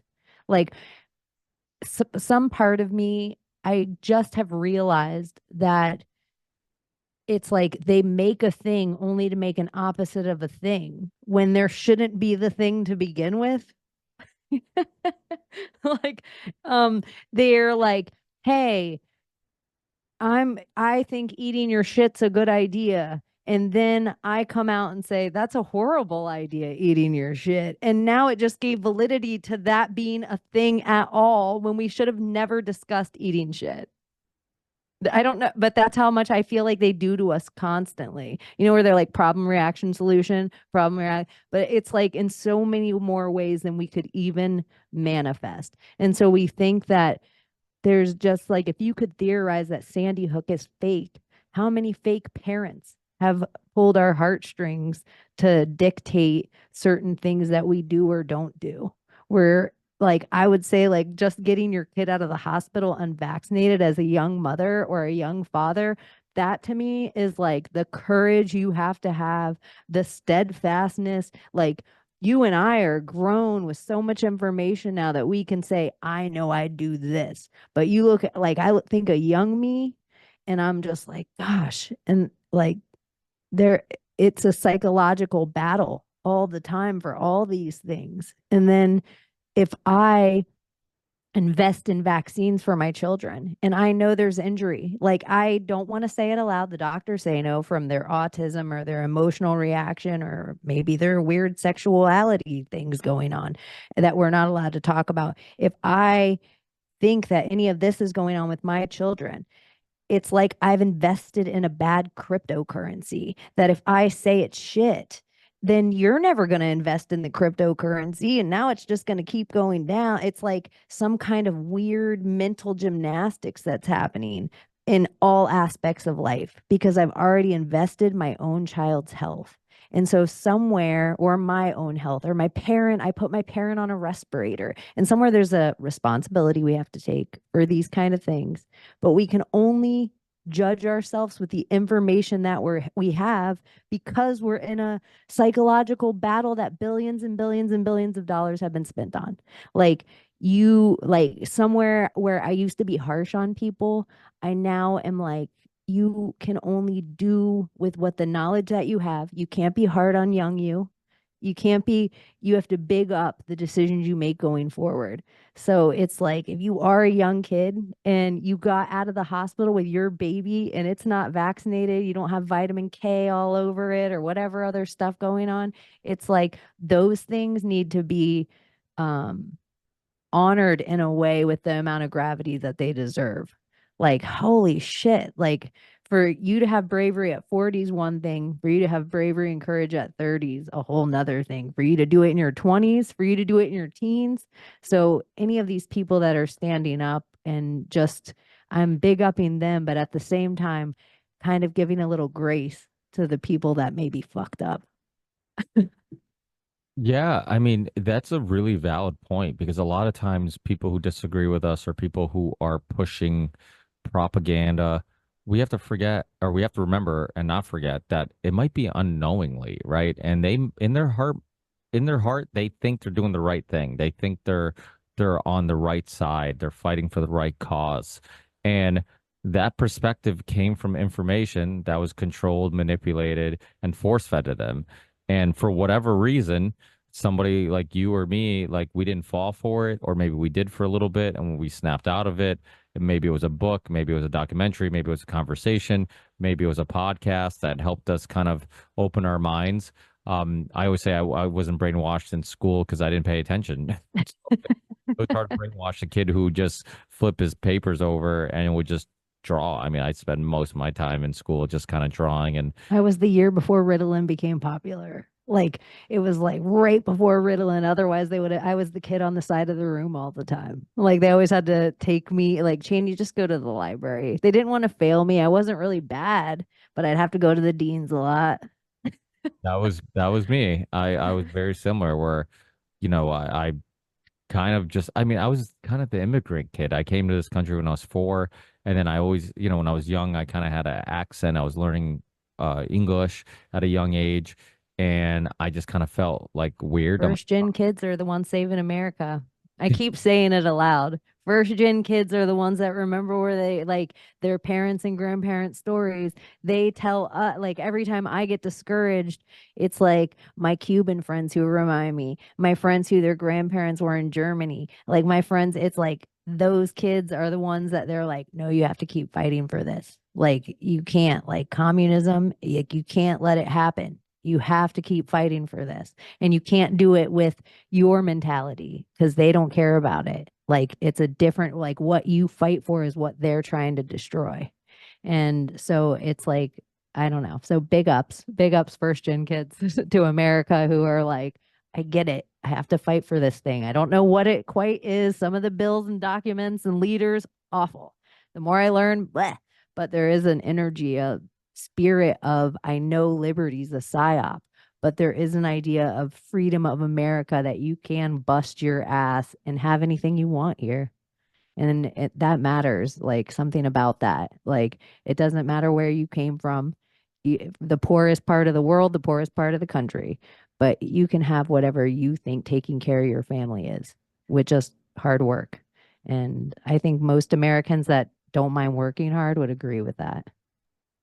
Well, first gen kids, I think still having parents or grandparents, somebody who came from a country that had struggles of dictatorships or socialism, communism, whatever it may be, but still having some historical perspective on how bad things can get and how, just all these other alternative endings to a government or a society is important. Now, another example of how important having those perspectives are the first gen kids that's created this country, right? Because I mean, you look at like the founding fathers and all the people who wanted to kind of build this American experiment. They were people who came from other countries that had these issues, and they were trying to create a system that could bypass, overreach of power, overreach of government, and these type of things, and the type of corruption that they came from. Now, obviously there's arguments to be made about like, okay, is that truly their intentions? Were they really just kind of selling you on that? And then really behind the scenes wanted to still have some type of power and influence. Who knows? But it is fascinating to think about. But there is something about the origin story of America, this very pro freedom, anti-monarchy type of DNA that I think is sexy, and it is something to Hmm. be proud of, and it's something that spirit, regardless if the story is, you know, if there's flaws to it, or flaws even in the people that we're giving credit to for building the system, there's still something about that spirit that seems to be important in the world. And when you look at like when COVID happened, a lot of people from overseas that would contact me would say, if America falls, we all fall. If you guys resist, we all resist. And it's weird that for a long time you think like, hey, why do we have to be the center of the universe, America per se, and how come, we have to go and get involved with all these conflicts and all this stuff? And we were always sold on this idea of that, like, oh no, we're the world police. And you're like, no, no, no, we don't have to be the center of the universe. And then COVID happened, and then you're looking at being the center of the universe in a different light. Now it's like, no, no, you're the center of the universe because you guys, there's a freedom loving spirit that the rest of the world appreciates. And the origin story of America, like, regardless how true or untrue it is, like, there's something about it that the rest of the world appreciates, and thinks like, hey, you know what? Like, if they fight back, the rest of us will fight back. And if they fall, we all fall, because they're like the last resort in regards to like pushback. And so it just, yeah, it's weird. Like, I've always looked at nationalism and being too patriotic as like a bad thing. And it was the first time, because you look at wars and you look at geopolitical issues, it's like it's always people who are getting thrown into these conflicts because they're so patriotic that they don't even care if their country is right or wrong. They just want to go fight for their country and wear the flag and defend the flag, regardless if it's completely based on lies. But during COVID, it was the first time that I'm like, oh, I get it now. Like, this pride of the origin story of the, America and this country and what the founding fathers wanted, and the Declaration of Independence, and all these things that you kind of like look, or at least I looked at as like, okay, I think you're putting way too much stock in this, and whatnot. Like, now I'm like, okay, I get it. Like, these things are important. These ideas are important. And that spirit that lives in this country is more than just being nationalistic and being proud of things you didn't do, but it's about making sure that what happened before doesn't happen again, and understanding that history, and understanding that maybe nationalism in regards to just defending at least the founding fathers theory or perspectives, and the things that they found important, maybe that's not a bad thing. And I think like your state, when they want us to secede from each other, they want North versus South because two is easier to control than 50. And they wanted, I think, because now I'm like, gosh, if all of history is a lie, how can I relook at this? I almost think the White House burning, it was like, we were like, nah, Fed, we were never down with DC. I think the original patriots were never down with DC. The White House never could exist off the 50 United States. It would have to be one of the 50 United States. And so when I start looking at all of these weird laws that are put into place, like a vice president and a president can't come from the same state, so they lose the delegates of the state. That would be like, huh, maybe the president resided in the state that he was from and it mattered. And so the vice president resided in the state he was from and that mattered. Like all of these other things, it made like Washington, D.C. was never supposed to be there. And ritualistic me is like you take Virgin and Mary, and you have Virginia and Maryland, and you put a big fallacy, a big phallic symbol in front of a Vesica Pisces, right in the center of it. And they have this ritual that's taking place that's only one puzzle piece of the world ritual. And we're all like taking parts in it, like giving the Fed all of this power. When I think what's kind of happening a little bit is every time something over the last few years gets hit up to the Supreme Court, it's getting hit back down to the state. And so that's kind of what should happen. As an American, you should be able to go to a place that you see fit for you and your family. And there should be a whole bunch of different ideals because we aren't all the same. How could somebody in California tell a person in Kentucky how to live? How can somebody in Kentucky even know what somebody would need to eat in Miami? Like, it's just, we're all in different places. So there's things about humanity that we could say, all right, Fed, we need you to step in because this isn't okay for humanity. It's stepping on somebody's liberty. But there's other things that we don't, they started printing our money. What's the FBI? What are all these other organizations that have their hands involved in everything and in the coffers? What's the IRS? And so it's just like, I don't know. I think the smaller you start looking at your own government, and when people are like, because I know everybody gets in the conundrum, should I vote? It's all fake. But maybe they want us to always look at the top so that if our local governments, because it obviously matters, they have dead people voting, they need illegals to vote. So if they can take one Portland and destroy an Oregon, can we keep Austin weird enough to destroy Texas? Because I think it's rare you get a Tampa or a Jacksonville where it's a red big city. That's a rare thing. That held Florida purple long enough for Miami to eventually turn red again because of those first gen kids. All the Cubans are like, what? This other shit's communism. They see it right away where they're not brainwashed by the TV in the same way. So they're like, this other stuff, wild. So I just think it's really interesting, like even gerrymandering lines, it all must matter if they're doing it. And rocking the vote, that psyop, getting these young kids to vote on a Bill Clinton playing saxophone on Arsenio Hall. Like you do that, you show George Bush being weak by he throws up in the prime minister's lap in Japan. Boom. Arsenio Hall, Bill Clinton plays. That's how you do a handoff. It's like a nice, easy handoff of a CIA president to somebody who was running drugs, guns, and humans through Arkansas for all the years. And you still have control the same way you had control when you were vice president under Reagan. But I always think it's the VP. We have Dick Cheney as the VP. We have algorithm selling us global warming and the internet. But anyway, that was a ramble. Oh, no, I'm glad that I'm not the only one rambling on the show. But it's you made a really valid point because it's something that I've kind of reconsidered. I remember years ago, like debating, not debating, but like getting in fun little just friendly arguments with Jen Brimey from the Congressional Dish podcast, and she, I would say, I would tell her like, don't vote. Voting's stupid, and it doesn't matter. It doesn't, it's like George Carlin said, if voting mattered, they wouldn't let you do it, right?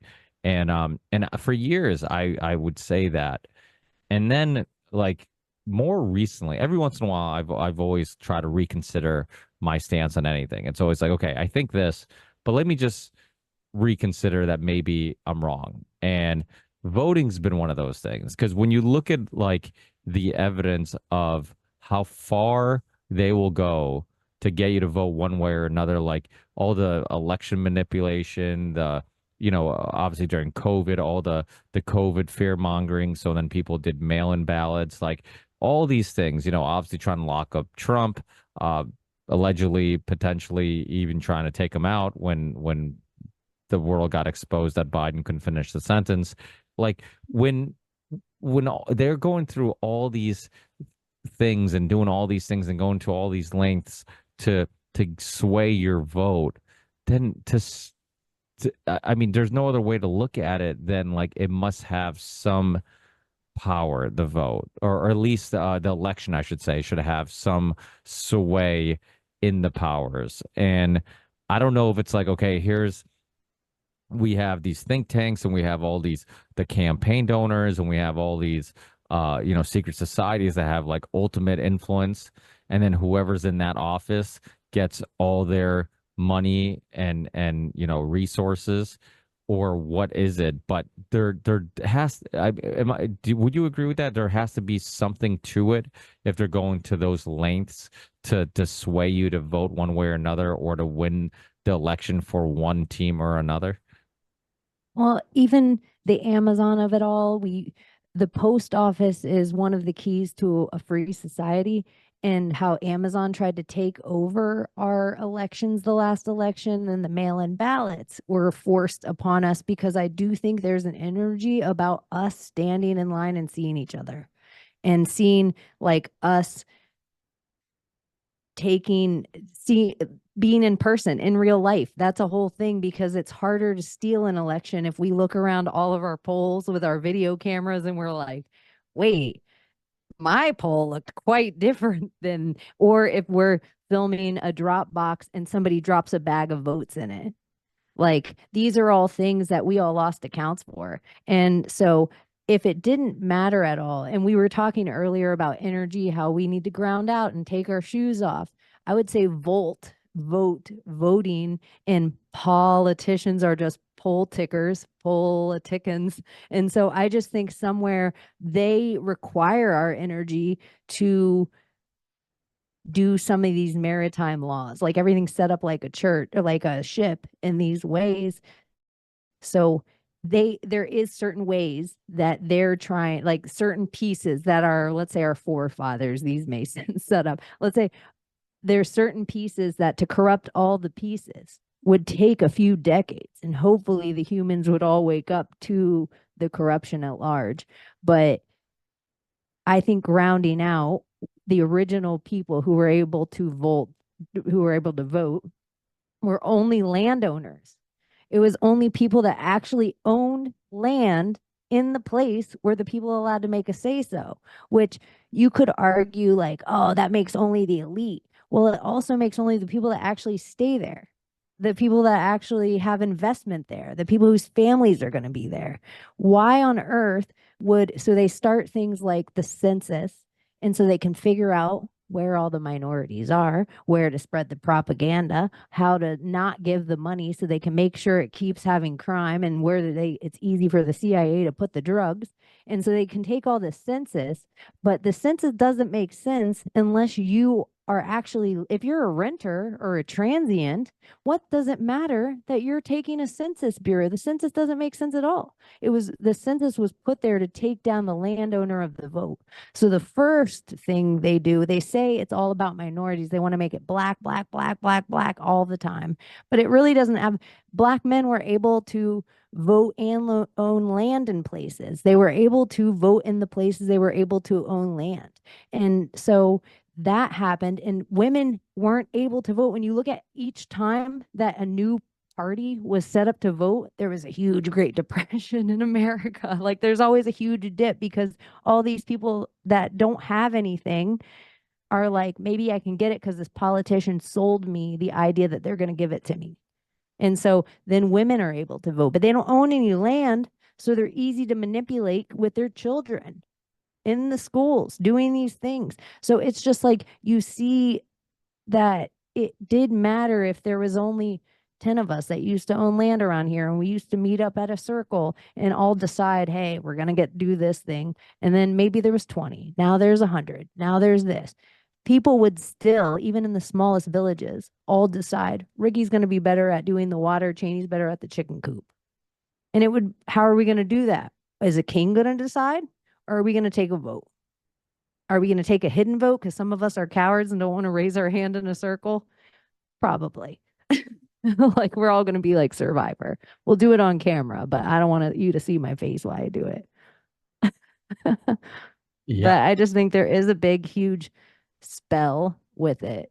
And we don't want to think about things like spells, but we have a dude walking around with MAG on his head saying witch hunt all the time. We know these witch hunts happened over and over again. They tell us, oh, it's ergot. They ate bad bread. But the American witch hunts were tiny. There's big, huge witch hunts that happened all over the world. So what's this part of history that's never talked about and just shuffled away? Some crazy ladies, just crazy ladies in Salem.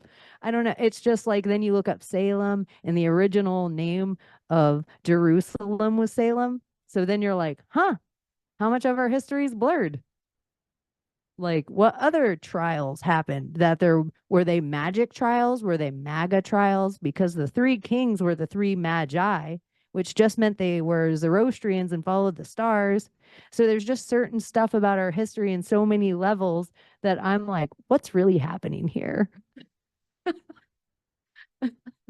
And it seems so ridiculous to say after we were talking about all this stuff that's like so reality, but in same ways they get crazy people to say 80% truth and like 10% go crazy so no one believes them and Jenny McCarthy it up.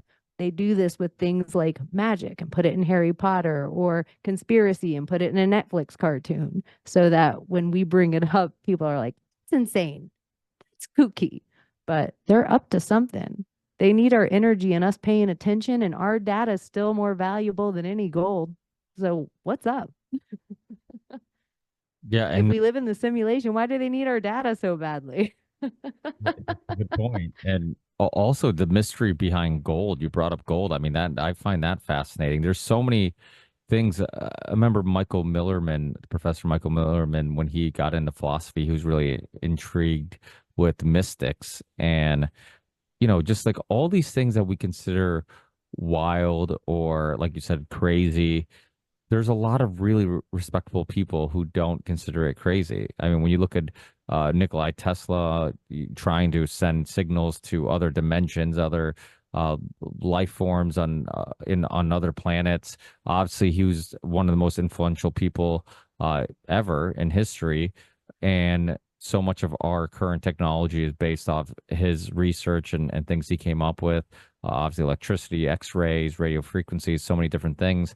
And but he had a lot of theories and thoughts and ideas that today we would call crazy, or even then they called crazy. So it just, without a doubt, there's a lot about the universe that we don't understand. And I mean, you look at Hitler and like his intriguement with Antarctica, his intriguement with coldism and symbolism and all these The things. Spear of Destiny, the Ark of the Covenant, and now Trump has a replica of the Ark of the Covenant at Mar-a-Lago, who I feel like it was either the Kellogg lady or the Post lady, I don't remember what one, built Mar-a-Lago as the Southern White House, and it has 4 bomb shelters in it. So then we have this guy who there was an assassination attempt. He lives in the Southern White House, and this other guy who there was this coup, and now we have Kamala running around. But then everyone's like, Biden's dead. Cool. How long has he been dead? No one's believed it wasn't an actor the entire presidency. So it's just like we are watching Wag the Dog in real time, and they're trying to convince us there was the plague horseman that came in, and the famine horseman, and the war horseman on TV. I'm like, why are they trying to convince everybody the apocalypse is coming by the Christian Bible? It's wild, down to the red heifers. It's like they're trying to turn everyone up in these Abrahamic religions to convince them that the end times is coming. All for Bluebeam. all for Elon, all so they can convince everyone there's an antichrist. I've never heard so many non-Christians before talking about an antichrist. How are you just going to go right in and believe in the antichrist and never have believed in the Christ to begin with? Like, it's wild. So it's just like, huh, they're selling people on the antichrist without selling people on God. And everyone's like, okay, like hook, line, and sinker. It's really crazy to watch. Well, I think there definitely has been a increase in people entertaining the idea of spirituality and a good versus evil type of thing because during COVID we almost felt it. You almost felt like there was some energy, something going on that you couldn't quite understand or explain, but you felt it. And so many of the people who were freedom fighters and outspoken people were religious or spiritual or even more specifically Christians. I mean, Dr. Peter McCullough, I think Mickey Willis. I think so many of these people, maybe their their belief in evil prior to COVID helped them kind of see or accept what was going on when COVID happened. Where like maybe a more materialistic person who doesn't believe in, internal love or evil or good, who kind of lives in the material world, had a much harder time grasping what was going on and that anybody could do such horrible things on purpose. And even now I see people debate like, well, yeah, that was wrong, but they were looking for the answer. They were trying to do the right thing. They were, all these type of justifications for evil actions. And I think spiritual people or religious people, maybe it was just easier for them to kind of accept evil. You know how you said like the greatest trick the devil ever pulled was convincing the world that he wasn't real?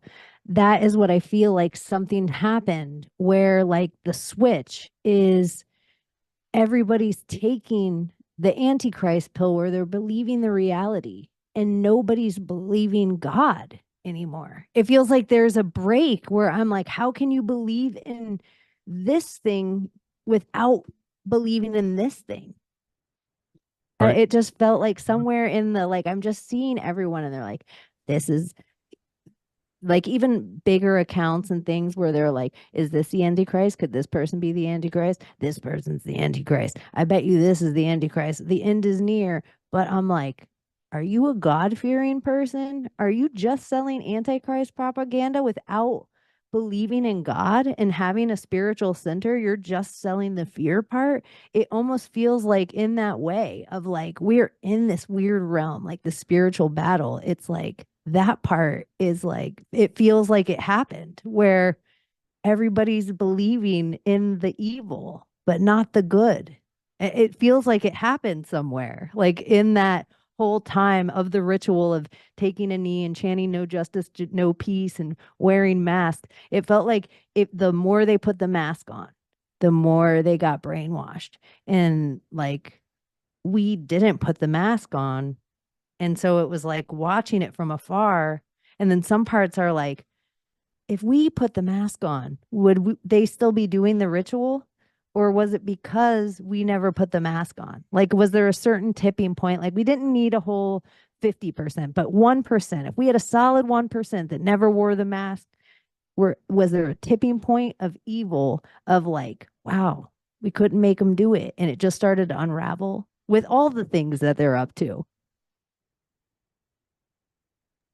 Yeah, that's interesting. You're kind of right. I mean, there are a lot of people who focus on exposing, talking about the evil, and kind of ignore the fact that if that type of evil exists, there has to be some type of equal good. And yeah, that's a fascinating perspective. In regards to the music industry and celebrity world, I know for a long time you've done some really interesting work in regards to that. Now with like Cat Williams, his interviews and some of the things that he brings up becoming more mainstream, um, obviously the P. Diddy thing, uh, people like Kanye West, who obviously says some crazy things, but also highlights just how corrupt and evil the music industry is. These people are starting to be entertained a little bit more in regards to their views on things and maybe the symbolism and all that stuff. What's your take on it? Are you still diving deep into those topics and symbolism and occultism? And I also wanted to get your perspective on, because this is something I've asked many people as a artist. Just, do you think sometimes it's just shock rock? Is it just Alice Cooper putting on makeup and looking satanic, or Slayer looking satanic because they're trying to create something that's shocking, some shocking art, but it doesn't necessarily mean that they're evil. It just means that they like to push the boundaries of art and for the sake of the art? Or do you think that in many cases, like, Ice Spice or whoever it may be, that does something that kind of pushes the boundaries, is it actually motivated by satanic evil rituals and thoughts and worldviews, or is it just art being art? I mean, I grew up in the era of dark music, Marilyn Manson, Slipknot, Napalm Death, Slayer. I liked anything, KMFDM, anything that was dark, anything that kind of went against the grain, I enjoyed. And sometimes I wonder if I'm becoming that adult, that old fart who's like, hey, that stuff is evil, or that stuff sucks, or your music sucks, or that you shouldn't be listening to that. But yet, when I was growing up, my parents were too busy working to pay any attention to what I was listening to or watching. And I was listening and watching and intaking all the symbolism and dark arts that existed, because that's what fascinated me. What's your thoughts on all that? I think some parts is like certain things. There are people that are LARPing, they're playing a part. But I also believe that there are moon children in the same way that royalty would meet up and have a child. They wouldn't, we all are into birth dates, the elite are into conception dates. And so they do rituals. I always tell people to go and look at the movie Hereditary. It's like such a perfect Hereditary to Midsummer. It's they're doing rituals in a next level way because they believe they can prepare a vessel or an altar for another energy to walk into. And this is the kind of stuff that sounds so crazy and outlandish, or it hits people in a esoteric way that frightens them. And they're like everything that's Christian in me tells me I don't want to listen to this. And this is the stuff that I really think that they're up to. And they're ritualizing their firstborns, and they're now they don't even have to kill them, they could just transition them. I think there's certain things that on a small scale, if you look into things like hoodoo and voodoo and santeria, there is anything you can ask for can be had. You just have to repay whatever entity provides you that thing. And that repayment is never a one-time thing. It is, let's say, oh, I want to be really famous. Cool, Chaney, you're going to be really famous. These right things are going to happen for you, but you have to kill a chicken every Tuesday. I have to follow through with that. And if I don't follow through with my end of the bargain, some bad energetic shit happens to me, because it isn't, even in a Christian way, there's more than one fallen angel. There's 200. And so there's lesser energies that they don't necessarily have free will unless they have our flesh.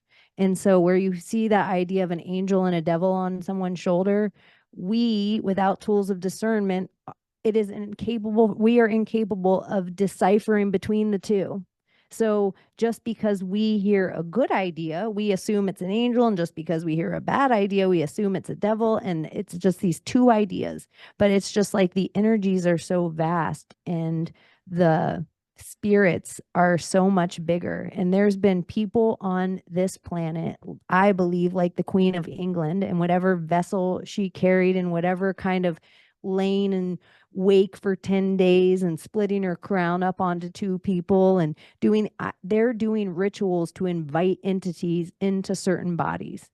And I believe like a high body to give one of their vessels would not be an old lady. You'd want to give it a 17-year-old male. You'd want to give it something like that would be the best offering, a virgin boy. Like, and if you look into all their rituals throughout time, Babylonian or Sumerian, it was always for the weather. And so here we are again in history where we're global warming. And they're like, here, vaccinate your kids up to the tits. And if they want to shoot up hormones, it's like whatever their idea is always a like, here, we're going to make a permanent medical client. So insulin, um, autism, any of these spectrum things, it's all ways that we can eventually get in. And now we have a permanent client. And so to me, pharmakia and pharmaceuticals is more than just actual poison. I think our mind over matter and our bodies are such miracles. They expel so much stuff, but they're doing rituals on us too. Like mercury, that is so high in magic. Like in Albania, they would do a spell on a tiny bit of mercury and put it on somebody's doormat. Because if you stepped on it and sank into your skin, they believed it did stuff to you. Like this kind of thing of like drinking, oh, I'm going to drink death proof water. Oh, ha ha ha. A voodoo practitioner does a spell on it. Isn't this good for marketing? Yeah, maybe, but also it's real life. But people don't want to believe it's real life. And I would say, on the good end of the people that believe in everything good, in God or Jesus, or they just, they're Buddhist, you can't believe in everything good either without thinking there's nefarious going on all the time. And so it's both sides are kind of having this like nothing on the TV, nothing in Hollywood, nothing that's ever been put on a CD or mass produced that wasn't there to manipulate or brainwash us. So even I like Marilyn Manson, like old Marilyn Manson before like the skin bodysuit and tits. like but I feel like even that when I look at it, or even like Twisted Sister or the hair bands, was that there to set up because we were going to be the generation of kids that were allowing our kids to transition. So when it was first starting, oh, I walk in on my son wearing makeup on TikTok. Well, me and my friends listened to Skid Row, and they weren't. Motley Crue wore makeup. It's like some part of it, I wonder the layers of brainwashing. Like it's not, we as women have our grandchildren in us at conception. So it's not, that's why I'd always want to get the vaccines in us. That's why men they don't need to get a vaccine for HPV. Who cares? Men recreate their sperm every 74 days. But a lady's eggs, she has them in her since birth, and she has her grandchildren in her. So it's like, we can really mess up generations if we can get to those eggs. I would even think sexual transmitted diseases, those are mostly vaccine injuries. And I think vaccine injuries are contagious. But I believe a lot of people that have things like, some things are bacterial and, microbial and things like that. But other things, like I really believe herpes is from people that went to China, Northern Africa, South America somewhere, and they were forced to get a series of shots. Those, because a lot of anti-vax hippie friends of mine who were goody goodies and whatever, they got weird sexually transmitted diseases, and they were like celibate people sometimes. And after enough of these stories, because this is the only way you can sometimes make connections, that enough of these stories that I'm like, holy shit, how much of the ailments do we have are actually ours? How much are we gaslit and shamed?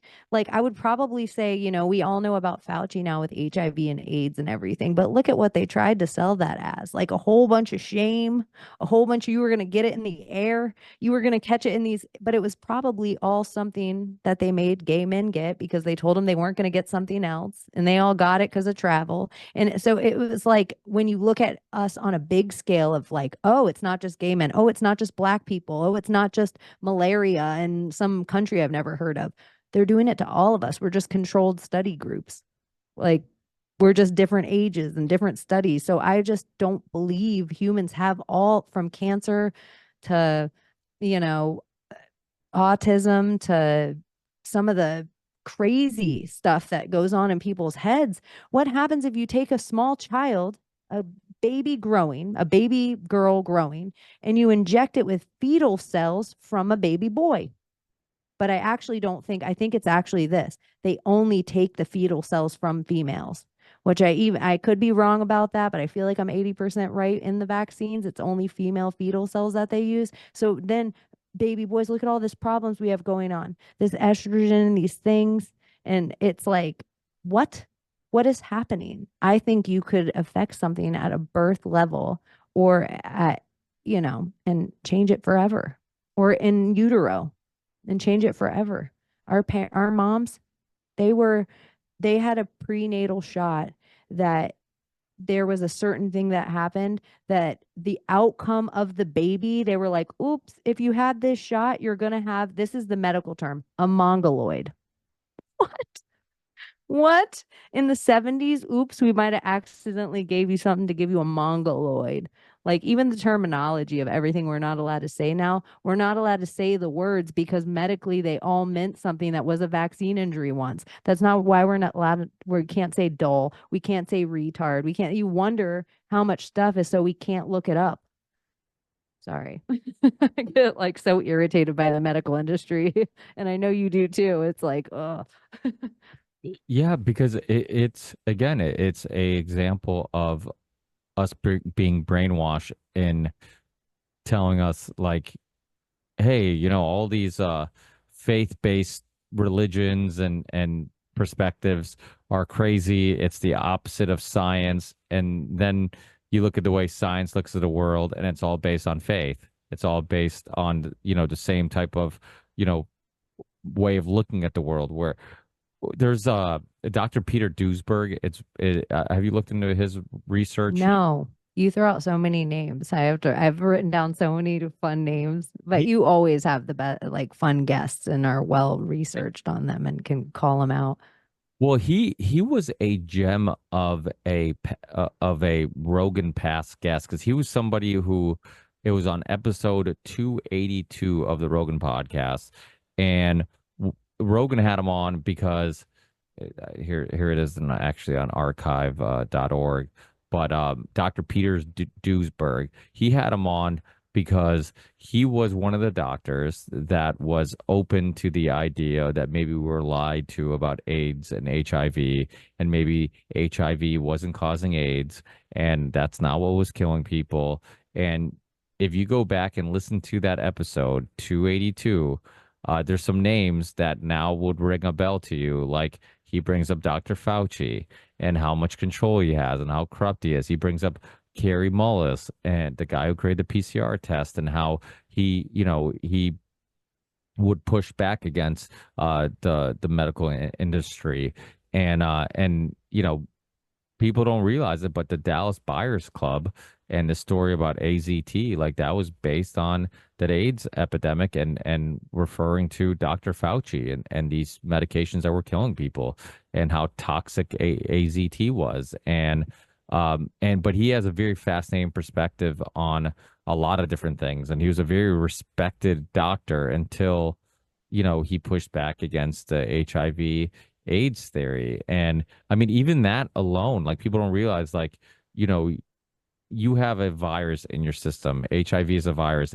AIDS has a D in it. It's the disease.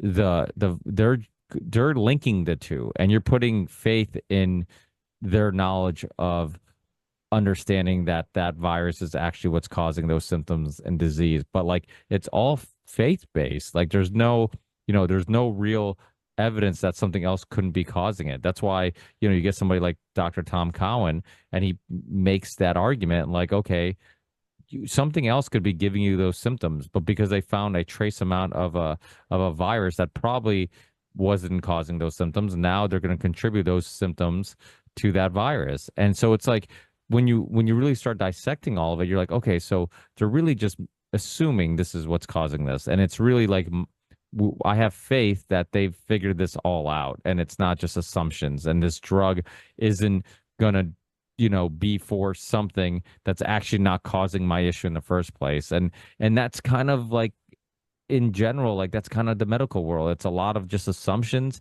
a lot of like profit motivated decisions, and look at the leading the best selling drug right now on the market is that weight loss drug, Ozempic, Oprah Zempic, yeah, which was designed for, what was it designed for? I think it was diabetes. diabetes. It was a diabetes medication that people took, and they're like, "Hey, I'm getting thinner and I'm losing weight and I'm losing my appetite and all this stuff." So now it's the most prescribed drug on the market, and it's prescribed for something that it was never studied for, tested, Insulin. It's improved. all like an insulin. It's always to mess with our insulin, I think, because they need us all addicted to something that they can cut off. So I think they've done test studies of this with the Adderall. Remember the Adderall shortage? And they've gotten everybody's brain working on Adderall, like a whole generation. They went to school on Adderall. They work in their cubicle jobs on Adderall. And then they did a shortage and they were all like, zzz, zzz, zzz. So I think in the same way, it's like, they drip things to us for us to get addicted so they can take them away. So they've made us a diabetic. We're probably the most diabetic, easy society on the planet. They've made us all fat, all overweight, sugar, sugar, sugar, sugar, sugar. And then, which also I believe feeds cancer easy. And so sugar, sugar, sugar. So then you have this super huge diabetes. Then we all need insulin. And so then I think insulin's a perfect thing to get a whole country addicted to and then make a shortage of it, especially if their body is required to have it to run. So all these people, like if you get too many epidurals or if you get there's things that cause diabetes in the medical community that they don't talk about. And so it makes me think like Ozempic, if you mess with your insulin levels enough, and another thing that you're doing to yourself is you're not eating enough protein. So the only weight that you're losing isn't your fat, the scale's changing number, but it's also all your muscles are happening to my body that happened during cancer is my muscles weren't getting enough food. So for the first time ever, all my muscles depleted. Ever in my life, whether I was a big girl or a little girl, I always had my muscles. So when your muscles go away, it makes the scale drop really significantly, really fast. But because you're not feeding your body enough protein, so you still have all the fat, and everyone's like, oh, it's just loose skin. No, it's fat still that hasn't gone anywhere. The Ozempic trend, but they trend us like they do this to people over and over again with, and they keep taking it. But I all think something easy. They want to find something easy so they can control our society with it. It's like the opium idea for China because they're still playing these drug games with each other to try to figure out how you control a society. And I think it's really still us versus China, and the whatever we are isn't the America we think we are. We're the all the gathering of, like you're saying, all the people that ran from popes and kings and, you know, whatever they were free or they were brave enough or could run fast enough. And so we're all that from the planet that's like fighting what some evil of a government. Like total, we will kill all of our daughters. You guys will all know about it and you will do nothing about it. And that is the society that I grew up in under China that I'm like, and when did they turn and become this really great place for humans? Because when all the men in America were dying of AIDS, all the women of China were being killed because there was a one-child law. I'm like, huh, that's so curious. I wonder how many babies ended up in human trafficking that nobody questioned. And that does happen. That's like that documentary Missing 411 when I remember watching it and I'm like that this might be linked to some of the human trafficking issue because the Missing 411 documentary, for people who aren't familiar with it, it was this guy who was high ranked in like state parks, found it very curious that they didn't have any records of anybody who went missing, and they purposely didn't hold any records of it. So if there was some evidence later found that you could connect the dots, there were no dots to connect. They didn't care to keep any evidence or any information on the people who went missing.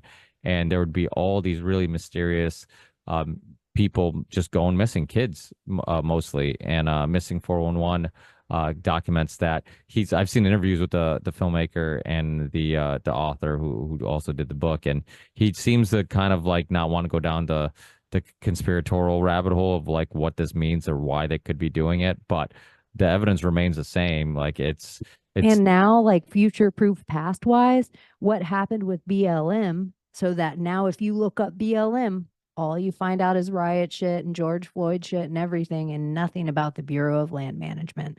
And this is all attached to the 411 too, because there's all this land that we don't know about. We're not allowed to go on. Like they're up to stuff. They're involved in stuff, but humans and kids and everything are going missing all the time. And if you were trying to search up, you can only do it from this time to this time. We're in charge of that search.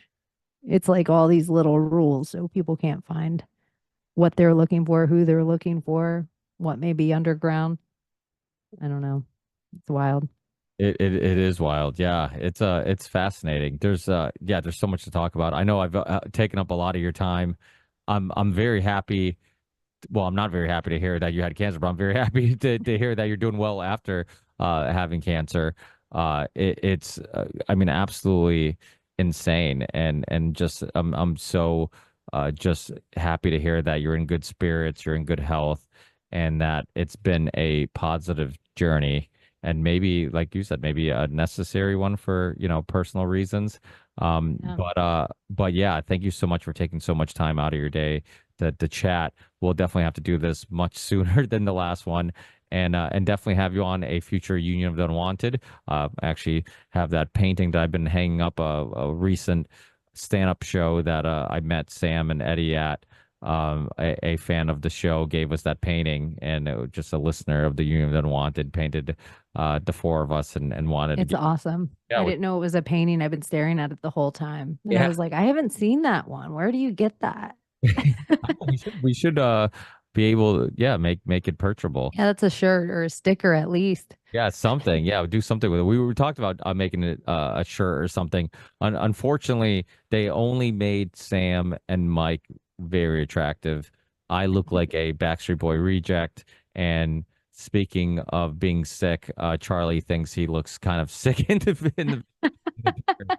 So I think that maybe we revise one and make Charlie look a little bit more presentable, and maybe we can make it a shirt. But I do like the idea, and anytime a fan is willing to take time to paint us is pretty damn cool. It's So awesome.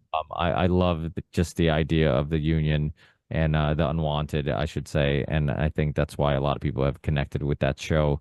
I think many of us in our own personal lives for a long time felt unwanted by the mainstream world, and I think that's okay. We found our own little community, created our own little community, and I think we're our community is only growing, and what became the unwanted is now become the wanted, the wanted, because I think a lot of our perspectives and opinions and worldviews are now sought out and looked for by many people who are now open to these ideas. So it's pretty cool. But let people know where they can keep up with your work.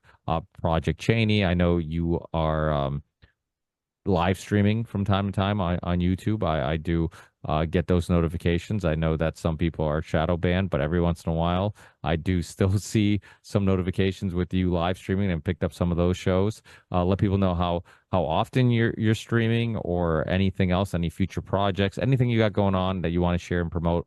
Please do. They can find everything at projectchaney.com, Chaney, and on YouTube, I'm trying to get the Rumble channel bigger and all that stuff that's kind of off the censors because like I talk about medical shit and get in trouble. I said the word tranny, which I'm like, I I could say dyke until the cows come home. I can say fagalish, but if I say tranny, oh boy. So it's like these little things that I'm trying to build up the Rumble station to, and that's at Project Chaney. And I go live every Friday night at midnight with the Secret Society of Good Guys. So if you know Paranoid American, he's usually there, and a couple of my favorite ladies. And then I also do Sunday night Secret Society of Good Guys, which is just ladies' night. So different girls in the conspiracy world swing through, and my guy audience that hangs out mocks it. They're like, they're going to talk about periods today, because we do talk about just sometimes stuff in birthing or birth control or all these other conspiracies that go on in the lady realm. And then sometimes we get off topic and out of control. And then we're going to be going live Wednesday soon. prime time and be a little more serious and let people come on and teach us things and not be so I don't know. I feel like I've gotten my shit together a little bit. I needed to not be serious for a period of time after taking life so seriously for a year. And now I'm like, okay, because my audience is like, all right, we're being patient, but we miss you like sitting down and preparing and so I get it. I get it. So anyway, if you want to find me, projectchaney.com. And thank you, Ricky, for having me. And yeah, we do need to do it sooner. It was fun. Yeah, I'll put all the links in the show description. The Union Doesn't Want It also just got on Rumble. So I know Peter Thiel is funding Rumble, but for the time being, it's one of the few places we can upload a decent working video platform that we can upload and live stream on. So as long as they keep giving us the tools, we'll keep using them, and it'd be dumb if we didn't because we're trying to reach as many people as possible. And yes, life's too short to be too serious all the time. We do have to laugh, and the same way you were talking about how we focus so much on the evil that we kind of ignore the good. I think we do the same thing in the alternative media where we focus so much on like, hey, like all these people that are trying to control our lives and make us miserable and get us addicted to pills and all this stuff. It's like, so we're fighting for what? We're fighting to avoid that and be happy and have freedom to pursue happiness any way we would like. Well, don't forget to pursue it, and don't forget to do those things that bring you happiness, and not only be stuck in the dark, deep rabbit holes that can lead to a little bit of depression at times and kind of a negative view on life. So, without a doubt, we need to smile and laugh a little bit more. All right. I love you. Thank you for having me. It flew by. I can't believe it already. I feel like we just did the Rogan podcast. Like, oh, well, I'm Jussie Smollett's dad. No, just kidding. That's Terrence Howard. That's how I see him every time. I'm like, remember the Jussie Smollett thing with Kamala? yeah. Oh. I'm actually. How did you feel about the Terrence Howard interview? Did you enjoy it? Do you subscribe to some of his theories? Do you find him fascinating? What's your thoughts? Some of the stuff that he says is okay. Some of the stuff, I wonder if he's controlled up or if I wonder, like, is he on some kind of drug that he's just buying his own thing? Um, I didn't like the Neil deGrasse Tyson rebuttal after because I don't believe Neil deGrasse Tyson ever. So then for me to put down Terrence Howard, I would have to believe Neil deGrasse. So then it's like all of a sudden the two poles are set up that now I have to swing through. And then it was like, then Eric Weinstein coming on Rogan immediately afterward and kind of needing to put Terrence Howard in his place and then big upping him for being a smart idiot over here. I didn't like either. So it like the dance of it afterward gave Terrence Howard more like he must be saying something real, but he definitely brought up a bunch of points from old authors and old, philosophers about like even the spiral uh periodic table and things. He brought up other points that need to be looked into again and need to be remembered again. But I wonder if like some of his stuff of 1 × 1 = 2, it makes people like, I can't listen to anything he's saying. And it's like the Alex Jones thing. Like, I wonder if it's like he's meant there sometimes to make us all look like we're just screaming about gay frogs. And really, there's so much truth to what that means. But it's like the us always looking crazy is kind of like part of the shtick. I wonder of like taking us all down, this is not whether, because if you listen to me, whether what I think is true or not, but in ways people could argue about Q, people could argue about flat earth, people could argue about dinosaurs aren't real, people could argue about Tataria, people could argue about big pharma debaters. It's like everyone's debating at everyone else saying you're going to take down what the truth I'm trying to say. I don't know. I don't even know where that started at. I was like, I don't want to lead you into another 20-minute podcast. No, but you're right. And I think that absolutely people should entertain all these ideas. And we become so tribalistic even in our community where it's like, oh, I believe the towers were shot down by lasers. Oh no, then you're not on my team then. I don't think the towers were shot down by lasers, or I don't, whatever it may You be. haven't brought up the Jews enough. Exactly. Yeah, and that's the other thing, right? You're either like pro-Jew or you hate them or whatever it may. Like to me, it's like it's so tribalistic, and it's like if we're all truth seekers, then shouldn't we like not really plant our flag anywhere? Because we know that truth is not a isolated spot that stays in place. It's a moving target. And as we inform ourselves more and get exposed to new ideas and information, like that should change and our perspectives should change with it. So yeah, without a doubt, it's very fascinating. But without listen to Chaney, please, people. He always has. If you want more of these fascinating conversations and perspectives, and a very poetic way of sharing her opinions and perspectives, please check out Project Chaney. I'll put links in the show description. Let's keep in touch. Let's talk again soon, and I will send you links to the show once it's up and live. Awesome. Awesome. Thanks, XOXO. thanks, Chaney.